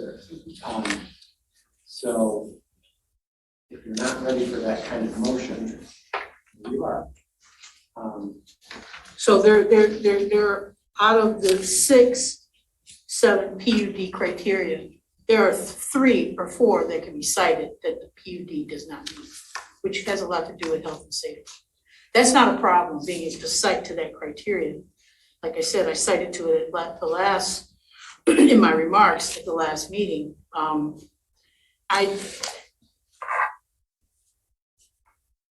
kind of feel a little bit like Commissioner Couteau, in that I don't want to send the wrong message. And I get that the developer, from their standpoint, they want to keep their project alive. And this is, at this stage, obviously keeping it alive is tabling it. And so, I mean, I'm open if most of the commissioners feel like they want to table, I'm open to that. But I cannot see the feasibility of this project unless there's some serious attention paid to this issue of the plume. I think they're getting the message by this conversation. So- Oh, okay. All right. Commissioner Coteau. Just as a process matter, I hear the need to follow a process that's typical and respect their request to table, and also that a motion to deny at this point would need a very clear and specific statement of reasons that I personally don't have prepared. So I would just say, I'm going to step back from a motion to deny, and I would support a motion to table. This may be another question for Doug. If we were to go through a motion for denial, and let's hypothetically a 3-2 vote, are we gonna go back to the attorney's office because we don't have the majority for, it's not 4 out of 7, so it's. No quorum of Those present. Quorum of. Okay, well, those present. Majority of those present. So the 3-2 would. Majority, yes. Thank you. And I have actually, and this is a procedural question because the issue of the tie was, the issue was the PUD ordinance, right? Yes. However, if it is not a PUD and it's a tie vote, can it go on? Because the bylaws would say we don't have a, I guess it wouldn't be a recommendation, but it's certainly a, you know, the motion wouldn't have carried. Yeah, I will say typically what we've done in the past, a tie vote is just make another motion. That's kind of what the planning commission has done. I also say, I hear comments from the public about, it sounds like people are questioning Robert's Rules of Order kind of points. And while we try to follow Robert's Rules of Order to a certain degree, we've never conducted a meeting strictly by Robert's Rules of Order. If like the vote tied, all the years I've been here, we would just make another vote to move on, or to have another vote. I think it was the lateness of the hour. We didn't do this for 12:45 a.m. Okay, we voted, so Can I go home? You know, this is a lay body. I'm not an expert at Robert's Rules of Order. We try to do the best we can, and I think we tried to do the best we could the last meeting. We did. And we'll continue to try to do the best we can, but we are not the court, and we don't follow Robert's Rules of Order exactly. We never have. We try to do the best we can with the processes that we have, and we try to treat everybody fairly, and that's what we try to do. So I apologize to those folks out there in the audience who believe we did something incorrect on Robert's Rules of Order, but we've never exactly followed it.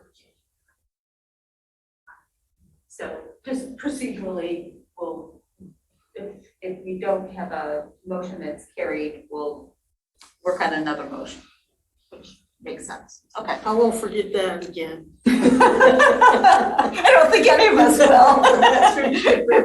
Okay, so do we have does someone want to make a motion here?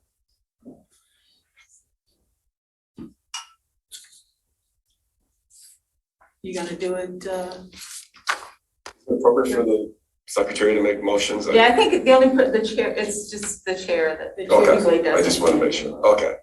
So for OA number 21005, PUD PSP number 21012, preliminary PUD Knights of Columbus property, move to table the preliminary PUD proposal OA number 21005, PUD PSP number 21012, preliminary PUD Knights of Columbus property, to allow the applicant time to address the following items.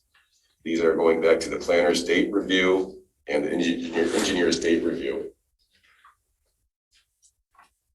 Yeah, those dates were in the minutes, right? I believe they are. I was looking at the minutes, but I may not be able to find them. I have her memo right here. Let's see. No, I don't. Sorry.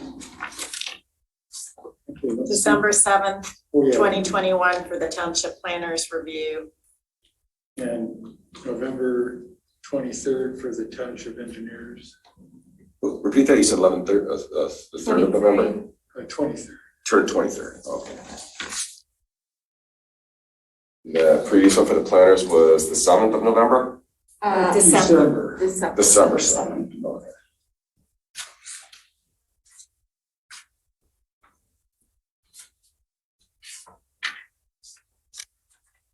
Say, let's see, and,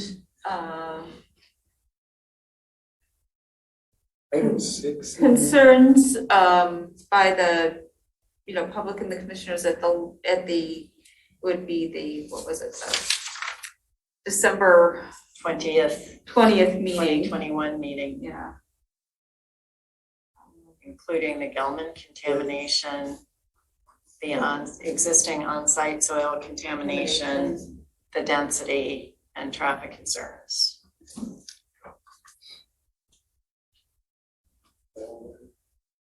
I think it's all in the previous minutes too. I think all of those. Yeah. I'll just just reference those minutes. Actually, the motion says that some of the things that we're concerned about, the parallel plan is acceptable, you know, I mean, and that's where the density calculations enter in. So I like your note rather than going back to this. Okay. Because this was accepted, though. Yep, it was. We're saying we still have concerns. It's about, So keep it the way you wrote it. And make sure you resolve it. go Commissioner. All right. So we have a motion to table. Did somebody second? No, not yet. So by Commissioner Chang, supported by Commissioner Hyde. Any further discussion?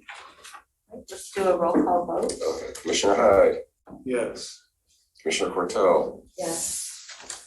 Commissioner Chang, yes, and Commissioner Moore. You left me almost last. I almost did, I had to look. I'm not used to being, but anyway, yes. And Commissioner Culbertson. Yes. Okay, table. Great. Then we do have, because of the resignation of Commissioner Holland, we have an opening for vice chair, which we should do. And I know, I did talk with Commissioner Hyde to see if he would be interested in doing that. And I don't know if anyone else has an interest in serving as vice chair. I would like to nominate Commissioner Hyde if he's willing. We'll second it. I would be. Okay, so moved by Commissioner Carteau and seconded by Commissioner Chang to elect Commissioner Hyde as vice chair of the planning commission. Any further discussion? All those in favor, please say aye. Aye. Any opposed, say nay. Motion carries. Oh, I should be waiting for the secretary to say that. So thank you for agreeing to take that on. Yes. Right, Yeah. so let's try and briefly go through highlights with any reports. Ms. Bobs. Good evening, everyone.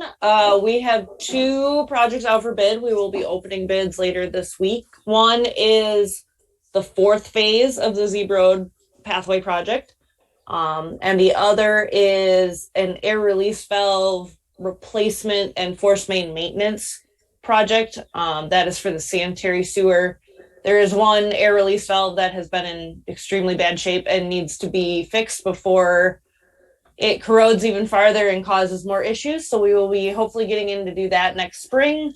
And then the pathway, we'll be doing tree clearing in February, March, so that we don't run into the Indiana bat deadline. And then the actual pathway construction will kick off in the spring. And then last but not least, Liberty Road water main should be starting within the next month or so. So that project you will also see begin to kick off. It has been a long process to get here. We're wrapping up final easements right now. And then with COVID and the supply chain issues, our contractor should be getting all the materials they need to start sometime in February. So that's all I have. I had a question about an issue that you just brought up, and that is tree removal. What happens to those trees when they're removed as part of a project like this? Generally, they are specified that they become the contractor's property, so the contractor can take them and do whatever they would like with them. I know it's been mentioned before about reclaiming some of that wood. We did not receive direction on that in time for this project, but I'd be happy to discuss that with the township moving forward for other projects, because we have a number of other pathway projects coming up, as well as some of these other projects that will have tree removals. We try to avoid it as best we can, but sometimes there's no way around it.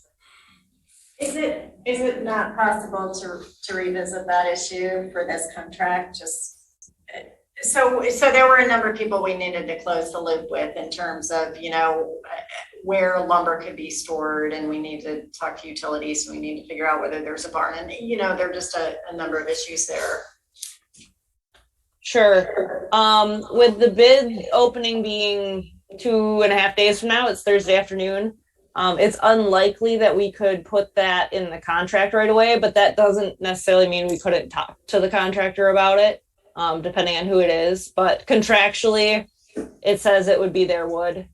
So, but like I said, if it's the same contractor we've been working with for the previous segments, I know they're bidding it. They're coming after it hard because obviously they have the experience and the history with this project. We could definitely talk to them and see what they'd be open to. But often their unit prices are based off of them getting the wood for whatever they need it for. Yeah, even if we require the contractor to make use of the wood on this one, or, you know, if we could, leave it up to them how they reclaimed it. Well, I don't know. We need to have this discussion. We do. Or the trustees need to. I feel badly that this kind of slid by because there was a beautiful, beautiful big old oak tree that's gonna be taken out, but we'll keep working and having. Understandable. I wish we could have gotten it in for this contract as well, but in order to get the best bid prices to complete the pathway project, we had to keep it moving forward. But like I said, there's a number of other projects coming up that information would be very, very beneficial for. So if the trustees and the township want to keep talking about that, I'd be more than happy to be part of those discussions. Thank you. All right, Mr. Juan, do we have that list for the ZOA? I'm working on it. Okay. I do have a list. I meant to get that earlier this week or something. So I'm working on a list for all the projects. Actually, I've got several ordinances half written right now that we should just start getting input on. Yeah, write down. And finally, and this is a question for a comment, a quick question for the planning commissioners. We Chairperson Culbertson signed off on the master plan about a month ago or so. So we have the signed off version. I made 8 or so copies, paper copies of the master plan. They're here at the office for the public to purchase or whoever might want to purchase one.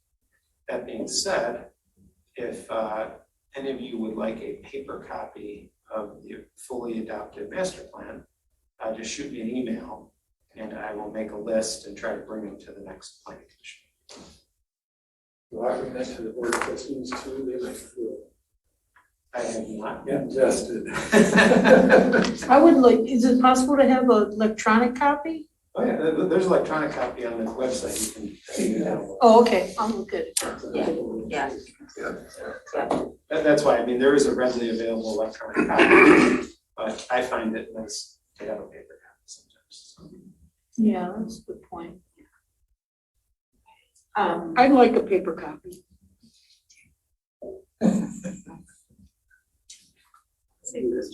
Okay. Anything else? You're good? I just want to say the Environmental Sustainability Task Force, the Planning Commission may be interested in the last, Barry Lonick gave a great overview of land preservation. And it's at the beginning of the recording, and I've got to work with Mary Gillis on updating the website because anyway, we have a lot of stuff to go up, but there hasn't been time yet to do it. But if you want to listen to that, he did a great job on it. I think we should keep that for Planning Commission new, orientation and so forth, because it was just spot on. The other thing is Washtenaw County is kicking off what's going to be Resilient Washtenaw, and we're going to be, Scio Township will be hosting a couple of the, I don't know how you host virtual meetings, but I guess we're going to be helping them plan meetings for, I think, districts 1 and 9, which we have residents in, and that will be their listening sessions, and that there'll be some targeted kind of communications. EcoWorks is their consultant for the outreach. And so I think that'll be good, and it'll be an opportunity for task force members and trustees and the general public to provide some input on, understand better what the county is doing, what their schedule for the climate action plan is, and also providing input on what our concerns are around those issues, so. And yeah, we've gone through, we're still searching for some really good candidates for the planning commission. So if you run into folks, please let them know that we're still looking. And they basically, I think the supervisor makes the recommendation, and then the trustees approve it. So that's sort of the process there. That is it for me. Jackie. I don't think there's major BOT news at this point that affects us. We did not act on the Wolverine pickleball application yet, but that's on the agenda for tomorrow. ZBA, we haven't met since our last report, but we do have a January meeting. We do need a replacement for the DDA. I don't know if we need, if there's anyone here that's interested in representing the Planning Commission at the DDA. Jay was our representative. The other thing we could do is, as we're recruiting a new Planning Commission person, that would be a good question to ask them. We would want somebody to help represent the DDA, be our representative of the DDA. We don't have to decide that tonight, but if there is anyone, please let me know. Road Commission, I haven't heard anything from Commissioner Sharma. Land Preservation. We are working on this Buy, Protect, Sell policy, which will be up for the board tomorrow, which is another avenue of protecting agricultural land. That's our biggest thing. Okay, and so we're looking forward to that ZOA list. And Parks and Rec, and you can do both. Yeah, we canceled our previous meeting, but I do want to say that we continue, for the public, we do continue to have the first Saturday tours. Look on the website for which one's up. I don't know the next one, but the last one was actually on a Metro Park walk.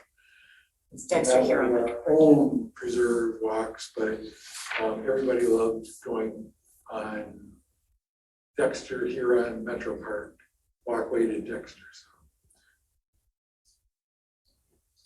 Huron River Watershed, no, we'll go back to you. Yeah, we haven't. I often don't know what to say about what's going on with them. They have things, but I need to get more information. Tab. We didn't meet last month, but just for the public, once again, we are meeting this Wednesday here at Township Hall, and that's at 4:30. Oh, I'm sorry, 4 o'clock, 4 to 5:30. Okay, great. And then we do need to, I just wanted to, the pre-app application or pre-app meeting rotation. I took January just because it started. So do we want to just go Culbertson, Chang, Croteau, Hyde, Moore, Sharma, and go through the months and then redo that? Does anyone have a month that they know they're going to have difficulty making those, which are usually Monday and Thursday afternoons? Not at this time, I don't know. February would be hard for me, so if you have me down for the third month as March, that would be okay. Fine. Yeah. You would hit May. I may have a private conflict because there's some upcoming surgery going on, and I think there's going to be a recovery period. So, okay, would you prefer to go to June and switch with Sharma? Would that help? That later is better. Later is better. So I'll switch you guys, and so I'll have you for June. And then if it becomes an issue, we'll start again with July. I'd be doing July, and if you wanted to skip or yeah, it's hard for me to tell right now. Okay, or would you prefer to go to February?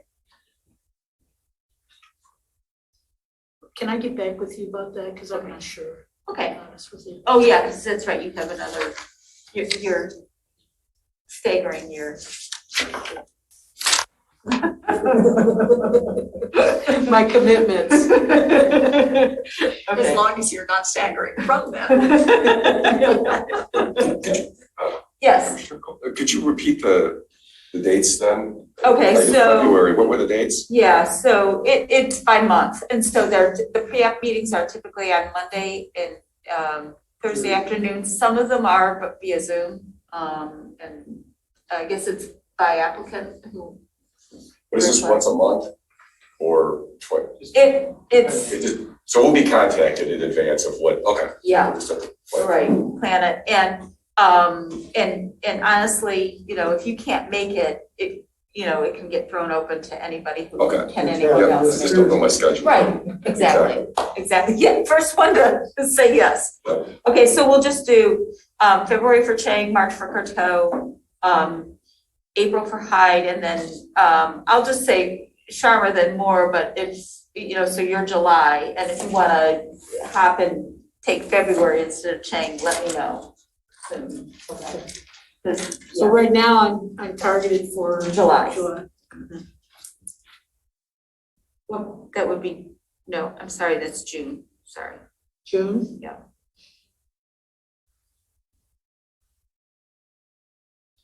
And then if you wanted to switch to July, I could take June.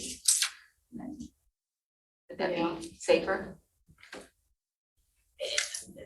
Oh, no, okay. I just don't know right now. I'm not sure. Well, why don't we just, we'll When the just put cemetery it. is gonna happen? Okay. Yeah, we'll just put it down that way, and if we wanna, you know, go later, we'll do that. Okay, minutes. Small type, they look good overall. I just noticed a typo on page 5, third paragraph. Last line, determination is misspelled, determination.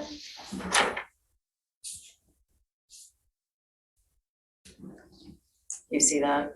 Okay. Yeah, so the sentence before item 1 on page 5. Yes. Okay, yeah.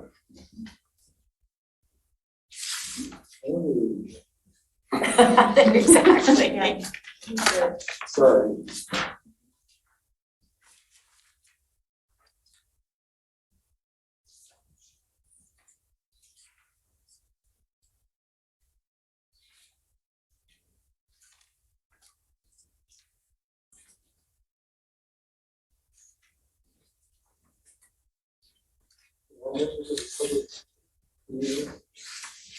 No, we still have 6 people. Okay. Just curious. Any other?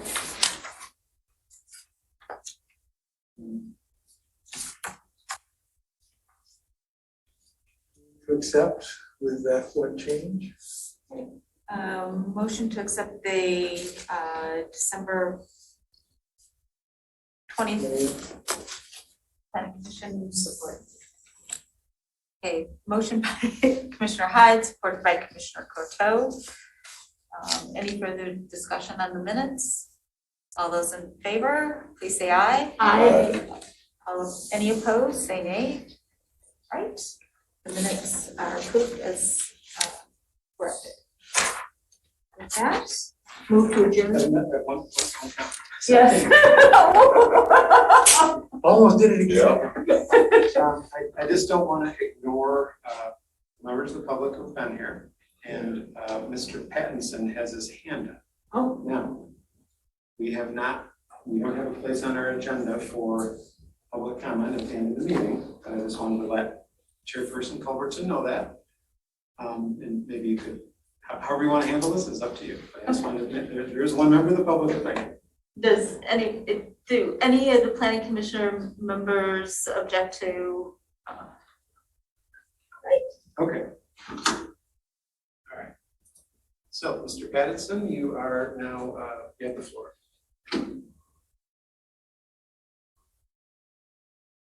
Maybe he did that by mistake. And now we have another hand up. Okay. So Mr. Pattinson, I don't know if you did that by mistake, but if you'd like, you have the floor. And we cannot hear you. So we have another, Pam Boyd has her hand up as well. Would you like me to call on her? Yes. Okay, so we're gonna. Mr. Pattinson and Ms. Boyd. Ms. Boyd, you now have the floor. Thank you. Good evening. I wanted to point out that Eric Fryer, I'm probably pronouncing that wrong, Fryer Forestry has a kiln. And when he, I believe he did the Parkland Plaza, taking down the wood in Parkland Plaza, and some of that wood ended up in his kiln and was dried. He sells some of the dried wood as firewood because it burns cleaner. And so I've been very pleased, and I burn wood in a wood stove, and it's a really nice opportunity or option to have less smoke. So I really appreciate it. So I recommend him. Now it could be that he's also drying wood. He's got a huge, big kiln.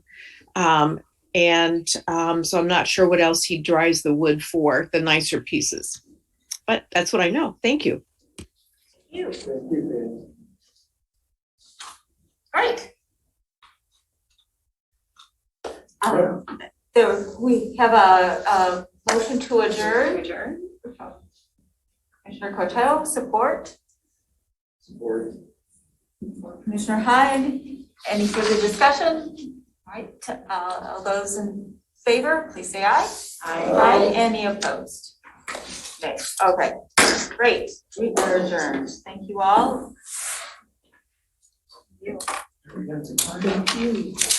Recording stopped.